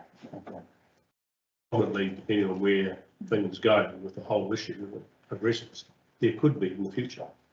Could be. Yeah. There's land available, there is no land. There could still be cost. Can't dismiss it going forward. I don't know what it could be, but we might decide. When we were referring to no cost, it's actually around. Right. So there's Vincent Ward and Cromwell Ward who have land, which they were effectively given out. So I think we could probably stop saying no cost. There's no land implication, there's no land available in other places, so it may not apply. Doesn't mean to say that whatever, because the council may make some policy or funding side of things, it could actually have cost implications. Yeah. Didn't hear that. I've heard it. But Nigel didn't. Well, Stu. Yeah, g'day. So I'm hoping I picked it up wrong, but you're saying that Cromwell and Alexandra will be mailed or emailed a postcard and we'll have to deal on other social media outlets in the Teviot and the Mini-a-Toto to get the same information. Is that correct? That is the plan I have proposed to you. You haven't heard that is direct targeted engagement with the ratepayers most affected, and then via our usual consultation means, because it's not normal except for an LTP for us to do a big mail drop. It is very expensive, but obviously we'll take direction from councillors today on the plan here if you wish to make it the whole district. I find that quite discriminatory when staff can decide whether one region is more valued than the other, because we've just dealt with a kaha where that cost across that $73,000 is going to be split between the whole region to have negotiation on every other avenue we've got. Now, you could be a ratepayer in this region and own houses or want to be involved in that or have children, but some of the direct costs of the people sitting in that room, regardless whether you're planning, whether you're council elected members or staff, is directly spread over the district. Now, if a part of the Affordable Housing Trust or whatever other trust or whatever mechanism we have comes in, there might be roading contribution, there could be development contributions that are waived, there could be planning staff have more avenue, that cost structure is spread over the district. So it has a direct result, I'm sure it does. And at the end of the day, we have maybe we don't have land that's immediately available in our regions. It doesn't mean to say that our affordable housing is not an issue for our lower population areas. Because what we do have is people might be moving out and causing the same problem in our region, been selling and coming for the holiday makers and forcing our own people out. And some of our affordable housing is in the elderly component. So we are in the same problem, and we do have a shared cost. When I go to council from Ranfurly and I drive up there once every month, that direct work I do is for the whole district. So it seems quite, I don't know, it feels like being distance in kilometres, we're getting excluded from some of the decision making. Because if I was sitting in that room today, I was making a decision on the whole council. And to take that process away from us, I think is terrible. Don't think it's been taken away, Stu, just that the target for those with land has been identified as where the direct consultation goes. Everybody else gets an opportunity, but not through the same direct approach, but they still get the chance to do it through the other channels that exist. And the mayor has quite often spoke about town hall meetings. The population in our rural districts are not as computer savvy and not as illiterate on the computer for surveys done by council. They're getting bombarded with them. And actually some of those people will feel they can't contribute electronically. So they are discriminated against because of their age or their electronic ability. It's not true. The LTP submission said different. The LTP submission completely. The chair, Stu, it won't just be online, but we'll be using the radio and our CO news and things that get out on print as well. We do have in affordable housing and every other aspect of council, just because we're living remotely distance wise, we still are a part of the council. And it just feels that we're being pigeonholed. Through the chair, if the council were to resolve that we the postcard drop to every resident in the district, that's fine. There's a cost to it. We were just trying to be practical, not discriminatory. Yeah. We'll see how that progresses. Tim, I think you're the last person to speak. Thanks. So I've got a couple of things. I just want to check that maybe I've got my understanding right here, that we're doing an online survey, but under the current proposal, Vincent and Cromwell ratepayers who have probably got damn it, I did it myself. Cromwell and Vincent residents who have got a more stake in the game at the moment because they've got land that if for instance, $12 million or whatever it is of Gear Avenue land goes, then all the stuff that Cromwell said they wanted out of the master plan, some of it they're going to have to either give up or they're going to pay for out of their pocket. So it's going to have a bigger effect. But to go back a step, it's an online survey that everyone will get told about in the newspaper, on the radio, Central app and all of those things, but that Alex and Cromwell will get an extra heads up with a postcard in the mailbox. Is that right? Yep.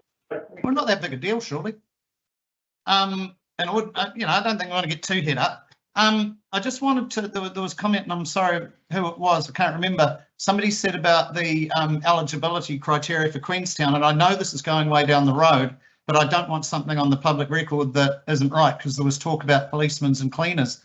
The eligibility, the criteria that they have, which the Housing Trust here may not, I don't know, you've got to have lived there for 6 months and have made it your permanent home. You've got to have one adult member of the household who's a New Zealand resident or citizen. At least one member of your family must be working full time. You must not have or own or have shares in property or land anywhere in the world. You can't be a beneficiary of a business or a trust that does, and your total household income relates to such and such. So it's not about, the jobs that people have. It does come down to income as much as anything. I just wanted to make that point. Thank you. Cheryl, you got your hand up? And then I'm going to go to Maria behind me, to my left. Sorry, this is just a question for myself, really. With the 4 million each, and this is just for the Cromwell and Vincent wards, the cost, does that or does that not include the infrastructure that would be required? It includes the horizontal infrastructure, so all civils and parking and roading. Did you say no? Sorry, yes, it does. It includes civils in horizontal infrastructure, so parking, civils and roading. Oh, so that 4 million for each area does include all of that underground infrastructure as well? Cost. Okay. Thank you. Maria. Oh, I was going to just go back to our last time that we did an all of district postcard mail out, which was for the LTP that had all your faces on the back. So that went to all in the district. And I think we had 24 respondents from the Manitoto, 24 from the Tibet Belt. So that was with everyone getting that. I'm not sure whether we would have achieved less or more if we'd just gone out into the other channels. I'm not sure it achieved more by going into every mailbox to let them know. So that's just a factor when you're thinking it. And we also, I guess there's all those factors we weigh up too about the fact that we've got a sustainability strategy as a council. So putting something in people's flyers that they may just put out, is there a smarter way to do that? What we say, if you want to, we've basically got the printers poised with, it's quite tricky at the moment to get on the printers. So if you want to change that, some advice today instead would be good. I don't think it'd be a huge cost for those two districts to have a mail drive, because the big districts are Alexandra and Cromwell. But I guess, Stephen, you're here. Some of the biggest cost is the external sending all the, we've got 3,500 rate pay to look outside the district, so it's made into the look and the cost involved of that. I thought the external ones were going to be emailed. No, we haven't got that many signed up to email database. If we have the email, we'll do that. Stephen, what do you think? You live out in one of these districts and you're right here. Good hit rates at 24. That's not very good, but yeah. I'm just thinking it's hard to justify. I would certainly, I would like it, but it's hard to justify paying 24 people to go and respond. Can I ask for the opposite question? Let's not do a mail out at all. That's exactly. Because I just heard in my left ear about sustainability here, and actually the communities of say the Cromwell ward and the Vincent ward are going to be pretty closely engaged with it. They're not going to miss it. If they do, then it's your out of town. Yeah. And I guess at the same time as that again, I think they will get engagements. This is not a small bananas thing. It's actually quite big. the media are going to pick it up. We're going to pick it up in our own publications. So actually, if you look at it from a sustainability point of view, why are we bothering doing mail drops at all? So the rationale I had in my head was to really get the word out for those that might or get the news. But that absolutely is an option for council to go is scrub the postcards. I was thinking about trying to really get the engagement up, particularly in those two awards, but absolutely we can ditch the postcards and focus much more on, you know, getting some more adverts in the news, buying some space like in the ODT and things like that. We Get the ODT, get them those local rags, Yeah. and get it on an odd number page, please. Yeah. Message to those ones, stop putting our stuff on the inside page. Put it on an odd number page, because that's what the eye goes to. I think we get far better value for money doing that sort of thing than something that's already actually going out. Your worship, I'm going to ask your view on that, because you might have some counter thoughts to what I just said. Please. I just commented, good call, Neil. Just, and in terms of sustainability and everything else, just ditch the postcards. I'm happy with that. And Councillor Duncan has also said agree. Oh, righto. Let's look at the recommendation on page 149 then. So, have we got anybody? No other questions I've forgotten? Good. A and B. Anybody want to move in that direction? Yep. Tamer. Seconded. Martin. Don't Yes. we need to, sorry, Neil, it says agreed with the engagement plan, but we've just changed it, didn't we? The engagement plan is amended. It's amended. As amended, thank you. Yep. Good spotting. Surprised that Tamer didn't pick it up. Too excited about us being on board with sustainability. Sorry, Tamer, it was very unfair. I was going to say Martin, but engagement plan Agrees on the engagement plan. as amended. To This hear. one. Pardon? So it'll be agrees on the engagement plan as amended to hear the views. Yes, as amended. Yep. Okay. Yeah. So that will read agrees on the engagement plan as amended to hear the views of the community. Yeah. Happy with that? Yeah.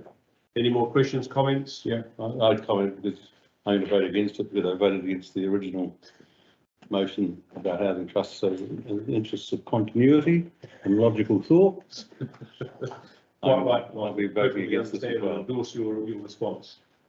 We'll convert you, yeah. All those in favour? Aye. Against? No. Carried. Thank you. Thanks, Saskia. Recording audio. Yes. Why not? Very well. Righto, we're now an hour late.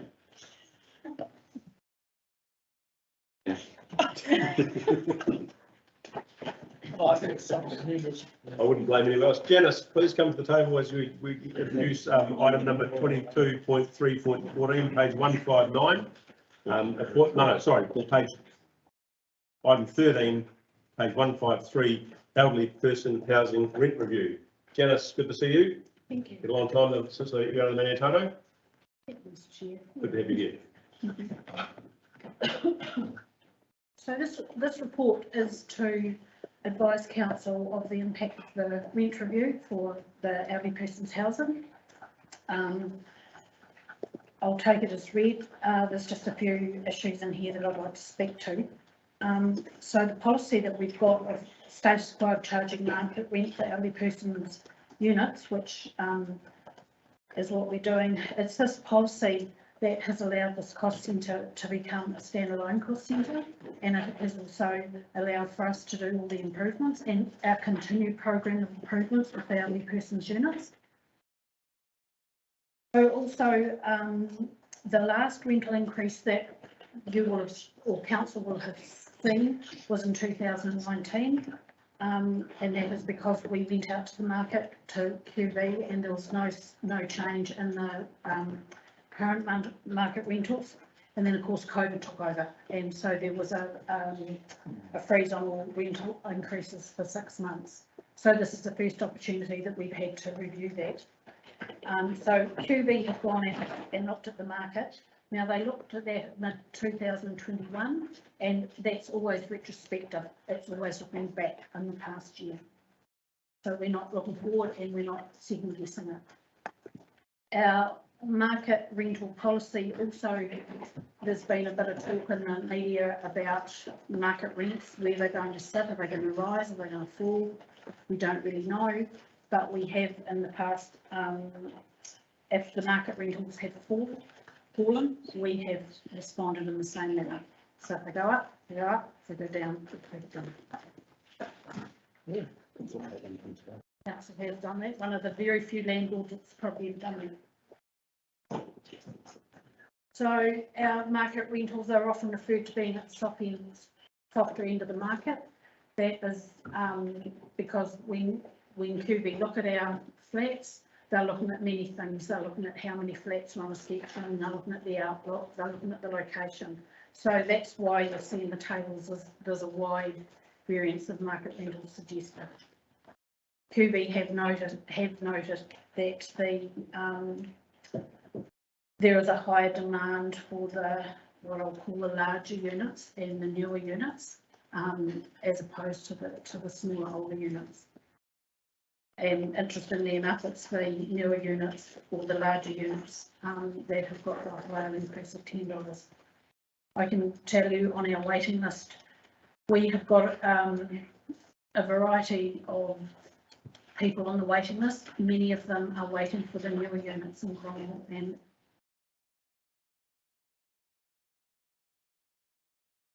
units. So table 1 refers as a breakdown of the units and the increase of rent there that you can see on the greyed out table. The greyed out area is for Alexandra, for example, the older units, there's a range of increase recommended from $0 to $5. Newer units are at $10. And there I've put beside that the static occupancy rate. So that rate was taken the day I wrote the report, when the report was prepared. And you can see that the bigger units and the more expensive units do have a 100% occupancy rate.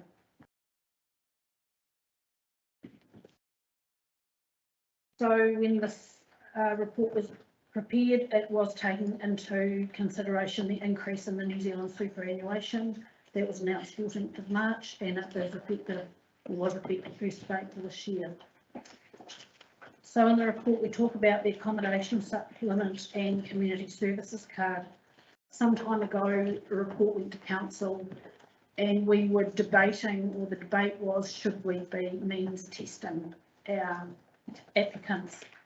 And the decision was no, that the community services card, which is administered by the Ministry of Social Development, they means test, and that community service card in its own right is a method of means testing, so it means we don't have to. And therefore that's criteria that council wanted when we're looking at new tenancies and who gets offered a tenancy. We can look at that criteria. So the community services card, if you've got a community services card, you're eligible for your accommodation supplement. With the community services card, a single superannuation can earn extra a week, as can a couple. So a couple can, a single person, sorry, can earn an extra $104 a week gross to help them with their costs, and a couple receiving superannuation can earn an extra $178 a week to help with costs. So if we go over to the table 2, it shows you what the market rentals have been recommended as of this financial year and the increase per week, and then it shows you, or is indicating the range that a superannuitant can expect to get if they owe additional income, with the exception of what I said before. They're not earning over that threshold that I mentioned before of the accommodation supplement. So if you look at that, take the market rental, deduct the accommodation supplement, it gives you a range of rents and the percentages of their income. What percentage of their net income is it that they're paying? So generally speaking, we've aimed towards around about the 30% mark as a good indicator. Some of these units are over that 30%, and those are the units that are the newer units and they're the larger units. So those units can be occupied by a couple as opposed to a single person.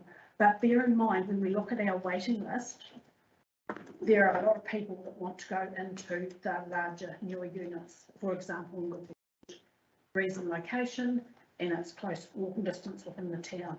Same with Roxburgh, there's ones on the waiting list, but they're waiting for their home place to come up rather than small units. Same with Renfrew and Alex. Table 3, just again, it's a table that's showing you if it's a couple going into a unit, the rental range of their, what we're spending on their wages is between 22 to the highest is 28%. So it's under that 30% that we kind of would like to be aiming for.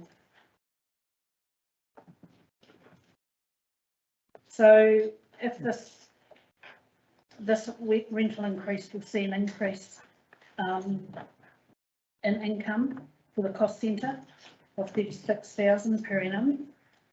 When at LTP time, we forecasted our income was going to be 725,000. So that would increase that. We always, when we're estimating that, we take a conservative approach and we base it on what our occupancy would have been at that time, because otherwise we don't want to overestimate, nor do we want to grossly underestimate.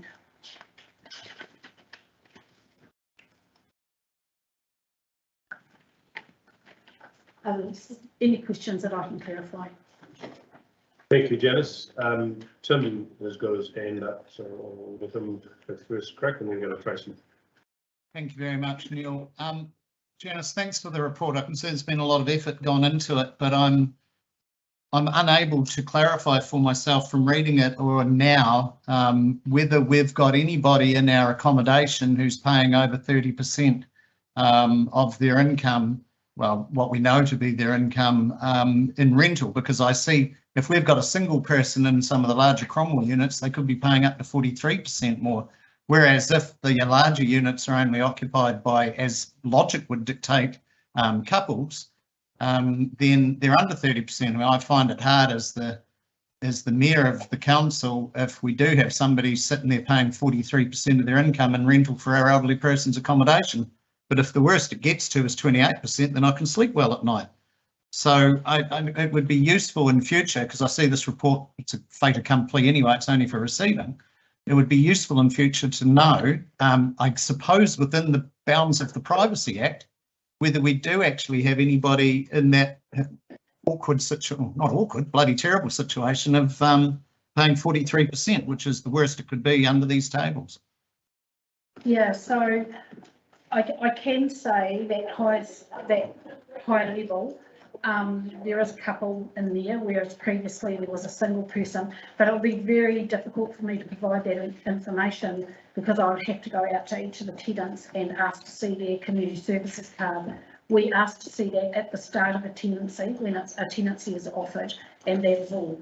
We don't ask for updates, so if these circumstances change, we have no way of knowing that.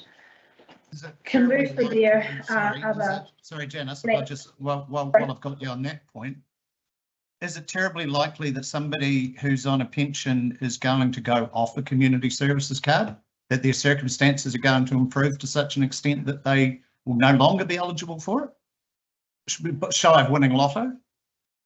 Well, yeah, they would have to have some form of higher income or something come in because they apply for the community services card annually. But what I was going to further say is there are other flats available if they find that the rent is too much for them. So we do have a range of rentals available. It's not, they're not all at the top end. Do we have a system in place that if you're in the most expensive flat in Cromwell on your own, and I'm using Cromwell as the example, there is a couple in Clyde and Alex that do go over the 30%, but if you're in the most expensive flat in Cromwell on your own and one of the cheaper flats in Cromwell becomes available, is a current tenant going to get first dibs at that on terms of the waiting list? Is that how the system works? Sorry, just repeat that. I heard if we've got a single tenant in the most expensive flat and a cheaper flat becomes available, what was the next part? As they offered it first, as first dibs, so that they could move from the most expensive one to the cheaper one if they wanted to. Yes, if they had indicated to us that that's what they wanted to do, certainly we would put them back up, we would put them on the waiting list and then they'd be offered that. But what we have had in those situations, I've got to say, is from time to time when there has been a bit of grumbling by his worship, is we have offered that and they have declined it. So. That's fine, thank you, appreciate those answers, thanks, James. Having to pay 43% of their income to have a nice book. Tracy, I think you might have been next. Oh, just, thanks, Janice. The table one, I was just done some very quick maths and I'd just like to make a qualification. Maths is not necessarily my forte before Neil starts throwing something in. Just on the numbers on there, looking at obviously the older flats, basically there's, and I don't want to refer to it as income, but if there's basically 11 houses not being used every year. So you're looking at the occupancy rate? Occupancy rate. Yeah, okay, so that can be affected by quite a few things. It can be affected by a tenant has shifted out and we're refurbishing it, ready for someone else to go in. Yeah. It's just taken a snapshot on that day. Okay, that's cool. So with the refurbishing, yeah. That by refurbishing, does that mean it goes from being considered an older unit to a newer unit or not? No, what we can't change about the unit is the square footage. Okay. Like, we can't do anything about that. But they are the smaller units, they have a concrete block out external. What we are doing inside when we internally refurb them, if they've still got interior concrete block walls, we're lining those with battens and insulation and board and painting, new carpets, well, depending what. Cosmetic stuff. Yeah, it's cosmetic stuff. So all the units are all double glazed. They've all got heat pumps now. So they're as warm as high can be, as long as the tenants choose to use the heat pumps. We can't make them bigger. And we can't change the fact that over here in Shannon Street, we've got a heap of flats in one tight area. Is there no possibility at all that some of those smaller, older units couldn't have 2 units created into one? It's just a thought. I don't know. Some of the end might throw some standards to you. Probably a thought for another conversation another day. No, it's just because of our capacity. Because of our occupancy rate is really high, years and years ago, I said yes, and we did look at that quite hard when we had low occupancy rates, but we don't have low occupancy rates now, with the exception of Ranfurly. At the moment, I've got 3 available, and it normally it can sit between 1 and 3 constantly. Oh, that fits the purpose. And I've gone to tenants of the old flats and said, hey, look, we've got one of the new Perry Street, John Street flats available. Would you like to relocate? No. It's their home. They make it their home. And inside, they're small, but they're perfectly adequate. Thanks. Yeah. What I'd like to say is to congratulate Janice and the property team, because I think this is the elderly person unit. It's something that council can be proud of, and because I say to myself, if you've got, for all intents and purposes, 100% occupancy, which you have, you've got waiting lists, you've got all the units, the money being carved back to improve the condition of them, then and they're not being subsidised by the ratepayer. That's just like an ideal story. So my congratulations yet again. I said it last time, I'll say it again. I did have one question, and you may have partly answered, because I didn't realise that the card affected that the community services card gets renewed every year. But based on leases that are issued, have you got any idea of the percentage of tenants who actually are on a community services card, just based on history, or? No, I don't. It's not information that we're keeping, and furthermore, I'm going to have to check with the Privacy Act as well as to what information we can and can't keep.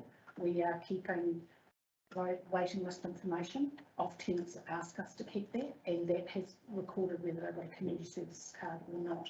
But when they generally when they apply, and we have done due diligence and offered them a tenancy, we give them a choice of what's available, and then they can make the decision on their financial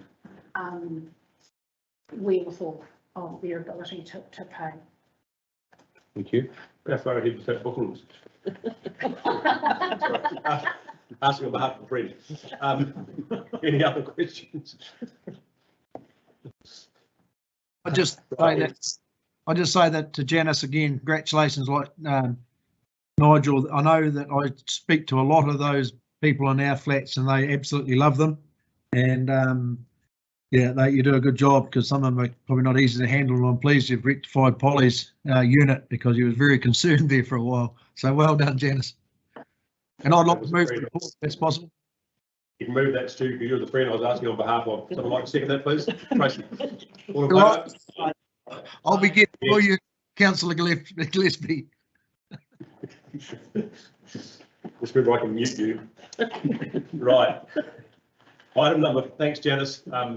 Another compelling piece of work, keep it up. Item number 14, page 159, appointment of civil defence controllers. Welcome. Afternoon, welcome. I wasn't expecting you. I wasn't expecting you. Yes. Oh, yes, too. I thought it was going to be Matt. It's all right. Welcome, Derek. Stuff rolls downhill. Welcome, Derek. Thank you.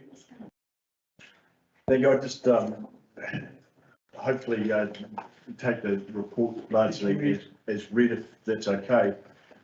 This is probably a paper that moves towards succession, with the resignation and moving on of David Campbell as one of our experienced controllers. Last year we returned to Waitaki, and in line with the succession we're looking for a local controller for the Central Otago District Council through an internal process where applicants were asked for. Dylan Rusbrook was the successful candidate, and fully supported by the CEO, myself, and the executive leadership team, as I understand. Gareth was appointed as our liaison officer for civil defence emergency management. It is my recommendation that this is the best course for to replace David, and with every confidence in Dylan, through a proven background of both private enterprise, local governance, decision making, working as a team, working as a manager and decision maker. He'll be ably supported by current controllers of Santia and Louise, and also through the Otago Civil Defence Emergency Management, with for when we do have our next incident, through sort of peer support and sort of a surge for mentoring and the like, along with ongoing training. To do with training, there's any training that, if it is the recommendation of the committee that this recommendation goes forward, with any training locally is free through Otago Civil Defence. So there is a formal stage tertiary qualification through Massey, in association with Massey University, in response and recovery. Aotearoa New Zealand run a course. That course in total would cost approximately $4,000, with the $2,000 expenses for travelling and accommodation over a period of time, and that is catered for within the emergency management budget that's already factored in. There's the primary recommendation there that Dylan be the recommendation of the council to go towards the joint committee. Who would so willingly accept it. The advantages are that Dylan is the recommended appointment by the Chief Executive Officer and has taken a significant interest in civil defence emergency management and has a proven record in recovery management with his work around the pandemic over the last few years. As stated, that this appointment would continue with the succession planning for the council emergency management, and as an employment, and Dylan is currently a function manager within the welfare sphere of the Sims model, and so he's got good knowledge of it. I don't see any disadvantages to the appointment of Dylan. There's also there are other options, including not appointing anybody, which would impact on our two current controllers. Bearing in mind that the chief executive may have better things to be doing and need a wider viewpoint than just managing a particular emergency. And the other option is an independent contractor, which there are professional controllers. However, they probably wouldn't know the intricacies of some of our area or local knowledge, and also they would need to travel here, which would be an impact on us. So it would be my recommendation that, unless there's any questions, that the council recommend to the joint committee that Dylan be appointed as our local controller. Thanks, Derek. Any questions? Recommendation is on page. I'll move A and B. I'll second that. Martin, seconded. Tracy? No questions from the outsiders? No. All in favour? Aye. Against? Carried. There's people on Zoom. Righto, let's move to the really important stuff now. No, financial. It's what pays what you just did. It's what pays what you just did. It's most important. Item number 15 on the agenda, page 163. Good afternoon, everyone. I'm actually going to hand this over to Ian. He's got apologies from Kim, who is home isolating. Pretty standard, pretty straightforward, but Ian, ongoing this financial. Yeah. What are we up to? Yeah, financial, and I'll do forecast. Yeah. Okay, so I'll take the report as read. In summary, for the period ended 28th February, which is 8 months, we have a surplus of 10 million, which is 2.2 million under budget of 12. The main variances for that is the 3 water stimulus of 2.3 million that comes through in March, that evens it out. And then there's also a timing variance of the cost of sales of stage 1 of Dunstan Park of 1.8 million. And as discussed in the report, this realigned itself in June when the costs even out. As at the end of February, we've got 32% of CapEx spent, and the major variances in that is the Cromwell Master Plan course. The Cromwell Town Centre is down by 3.3 million, and council offices is 875,000 under budget. Parks and Recreation underspent by 2 million, with half of that variance is going to come through on the 20th of May of about 900,000 for the Cromwell Coal Peaker. And then 3 Waters is due to the timing of the major projects which we've got for Clyde and Alexandra. Any questions? Questions? I had 2 questions given to me yesterday, so if through the chair, Yes. you'd like me to answer That those. would be good, thank you. One was around the, I've lost it, the non-current, one was around current assets being inventories, and I was asked what that was, and that's our land held for sale. And that consists of our land in Dunstan Park, Cemetery Road, both Cemetery Road. And the other part behind that, the little tiny bit, somewhere sitting there of 625. For those who remember when we went for the local government funding authority, when we went to get the to join them, we hold back what's called 250k per million, so that shows as a asset on our books as equity as well. Should the whole world go crazy and the local government funding agency lose absolutely everything, that's basically our contribution to shareholding. Any other questions? Those asked, Tracy. Sorry, and I'm pretty sure this has been answered in a previous meeting, so I'm sorry if it is repeated. Just with regards to the variance in relation to staff costs, if we were fully recruited, for want of a better word, would that be zero? No, well, it would be reduced, but we've also had, because we haven't had staff there, we've also had training costs that haven't happened because of COVID. So instead of flights and accommodation as well, that's included in that cost as well. But we would be more aligned. Would be much more aligned. Yeah. And then I guess the following is that maybe that's essentially a question that if we put in a perfect situation that we are fully staffed up, is that enough money? Or is that just like the $1 million question? The answer is no. Just let me just readjust the puppet here. I think given the situation we are, we have to assume there's enough money. Yeah. Okay, cool. But we'll talk more about that as we approach budget rounds. Yeah, cool, thank you. Any other questions? Anything from the floor over there, out there, in the World Wide Web? No. You'll move the report we received, Councillor second, Tamer, all in favour? Against? Carried. Thank you. Okay, part 2, which is the now move to page 174. yeah, it says here 112.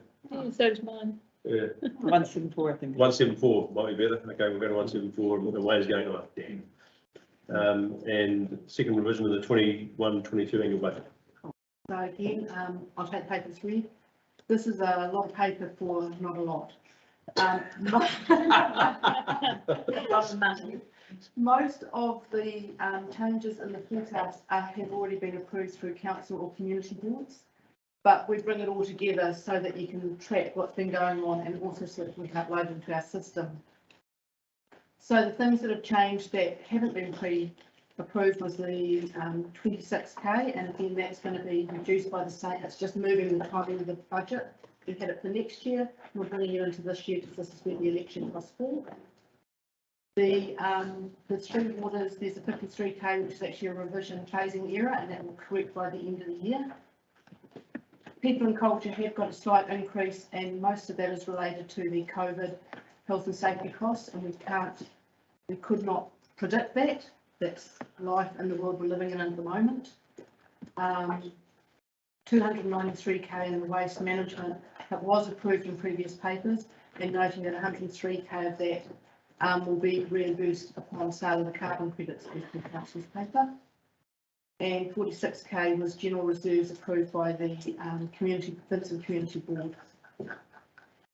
Capital spend is very much being either pre-authorised or it's because we've got subsidy funding coming in and that funds it, which is per staff delegations.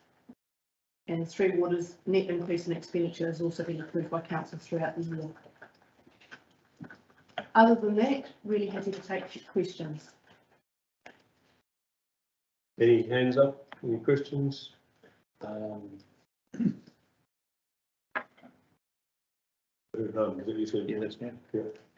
While Stephen's owing, Tim, Stu, Cheryl, Shirley. Yeah, thanks, Neil. I just wrote minimal financial impact. Correct. So Stephen just moved the recommendations A, B and C. Yeah. That's what he wrote. And Nigel looks at me like he wants to be on the right side of something for a change. No, I don't want to. Yes, I second. Thank you, Nigel. It's getting very close, isn't it? One's in the willows. All in favour? Yes, carried. Thank you. Thanks, Leanne. And that's what I was getting there. I'm trying to do 2 things at once. Right, 15, 14, all in there. 56 minutes behind. Right, let's move to item number 17, which is order of candidates' names on page 182. I'll move A and B. I'll second it. Moved, Martin, seconded, Stephen, any discussion? Those in Teams world, happy? All in favour? Aye. Against, carried, thank you. Right. Item number 18, that was on. I should probably declare an interest in number 18. Please. Oh, sorry, I'm on number 18, okay, Tracy, yes, okay. This report on the training election arrangements for St Margaret Health. Yes. Wayne, your report. Page 185. Okay, so, Central Otago Health elections. I'll take this report as read. The council has been running these elections since 2001. They're a really contested election. And in the report you will have seen estimated cost where there's no contest of about $3,500, which is part of our budget that we put together. But there is a slight chance that there could be a contested election, and it's estimated that it will be about $3,500 per ward if they were contested. So potentially an additional 7,000.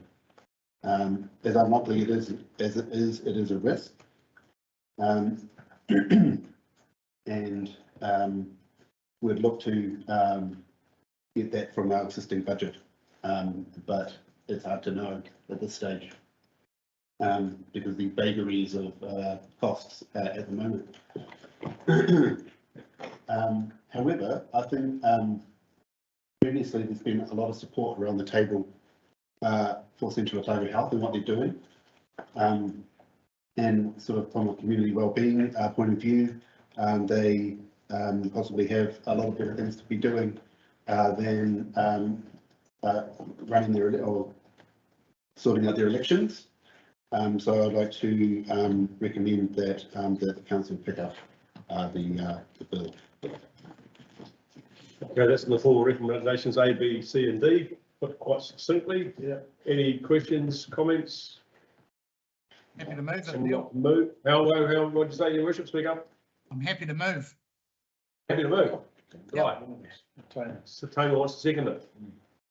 You putting your hand up, Madam CEO? No. Right, moved and seconded. Any more discussion? All those in favour? Aye. Against? Carried.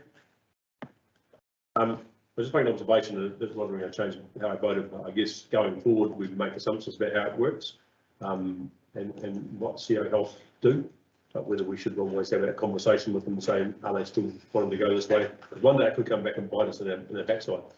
Could be expensive. But that's just the note for the future. Yeah. Yeah. I can pass that on to Yeah. at our next meeting. And I would encourage that if, not, you probably want to head this way, but if anyone was interested in the community, interested in putting their hand up, we would always encourage healthy elections. Yes. Yeah. And then that's another one, as long as this community is prepared to pay, fund the cost of that through us, then that's what can happen. But yeah, people. There may be another way of doing it as well. It's probably a small contribution that our ratepayers make to our local health services. Right, done that. Item number 19 now, which is the Local Government New Zealand Conference and AGM, page 190. You doing that, your worship? It's mine. It's pretty easy. We traditionally send the mayor, the deputy mayor, the CEO and one councillor to the conference for Local Government New Zealand. I put out some time ago a request for expressions of interest. Staggeringly, only Councillor Ali was interested in attending the Manawatu Riviera in the middle of winter. So that's made it pretty easy to make a recommendation as to the attendance. We also have the AGM. The AGM is generally tagged on to the general meeting, and I'm not sure whether it was in the hope of avoiding fisticuffs, such as the nature of local government at the moment, that they've decided to do the AGM online. generally the mayor's the presiding delegate, which means I get to push the button, but sometimes I let Neil push the button if he's been a particularly good boy. But we do say that B is that Neil, myself and Councillor Ali will join the CEO in attending the conference at Palmerston North, and that I'll be the presiding delegate at the AGM, and that Neil will be the alternate delegate, and I'll so move. So the ultimate delegate. Alternate. Yeah, the ultimate something. Thank you. Someone like to second that, please? Yes. Stephen, thank you. Any discussion? All in favour? Against? Carried. Thank you. And Tim forgot to add that we spend some of our time trying to help the councils either side of us about what button to push. Well, that's generally because we're by sheer horror of alphabetical order. We sit next to Clutha fairly regularly, and technology is generally beyond the delegate for Clutha. So there we go. Do you want me to go to my report, Neil? Yes, but I wasn't publicly going to say that about the neighbouring council. He would say far worse about me at any given opportunity. Item number 20 is the mayor's report. Carry on, Your Worship. I'll rock through it because I know we're well behind. I'd note I comment with some irony there that I'm looking forward to being in person with everybody, and here I am at home as a close contact. So COVID is obviously through our community, but I'm being the nerd I am. I write out the numbers every day so that I've got a bit of a list in front of me, and we had 48 cases yesterday, which is the lowest number we've had really in 3 or 4 weeks, apart from I think one typo where it said 8 when it was meant to say 80. So that's encouraging. We have 542 current cases in the community, and that has been a steady decline from a high of 604 on the 7th of April. So despite we will all know people, or indeed we have people amongst us, well, not amongst us, but you know what I mean, who have COVID. We may be coming out the other end of it, but by no means should we be complacent. And I just want to pay credit to the community that has, by and large, got through this incredibly well. And I mean that right from the 2 and a bit years ago where our whole world's turned upside down. I'm really proud of the community I lead in the way that we've dealt with this massive assailant on our way of life in many ways. The Mayoral Forum put out a very good paper, I thought, on the waste in Otago. It offers abilities for more cooperation, and I just read, speaking of waste, I didn't just read, I read at lunchtime on Stuff. A council in the North Island did a trial and reduced their roadside waste by 1/3 by bringing in composting. So I'm glad we're heading actually to doing that rather than just doing a trial. Good to see the coal-fired burner getting pulled to pieces.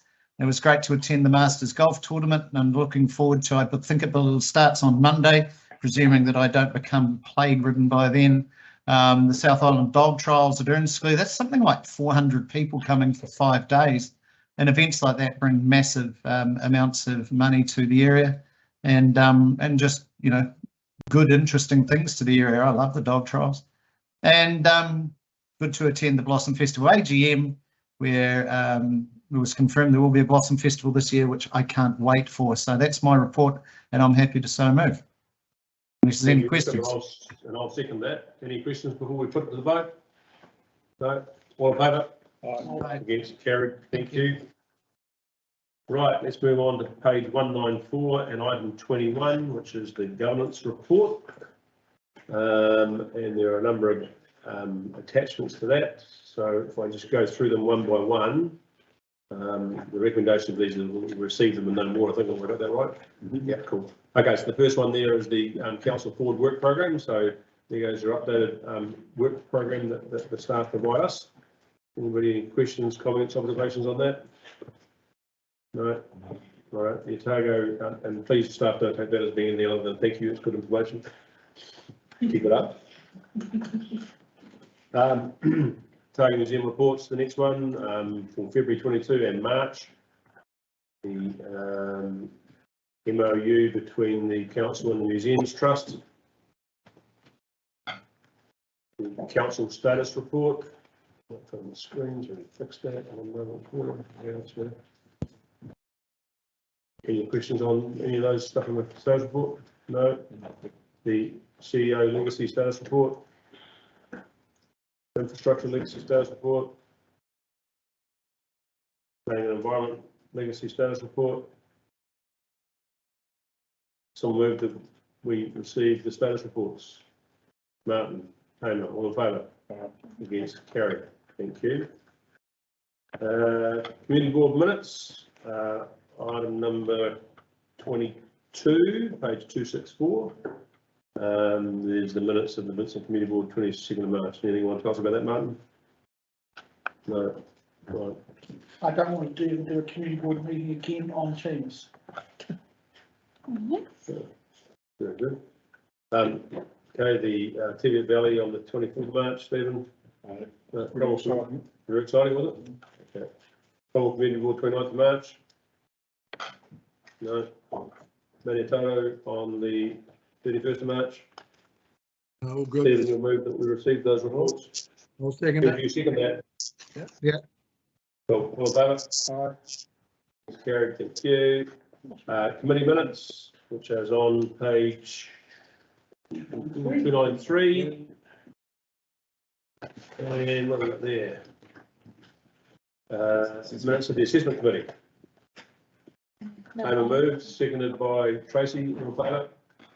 Against, carried, thank you. The next meeting will be on the 1st of June 2022. And I've now asked, would someone like to move that we resolve to exclude the public? All the reasons given. I'll move. Seconded, Tracy. Moved, Stephen. All in favour? Against, carried. Rightio, at 26 past 3.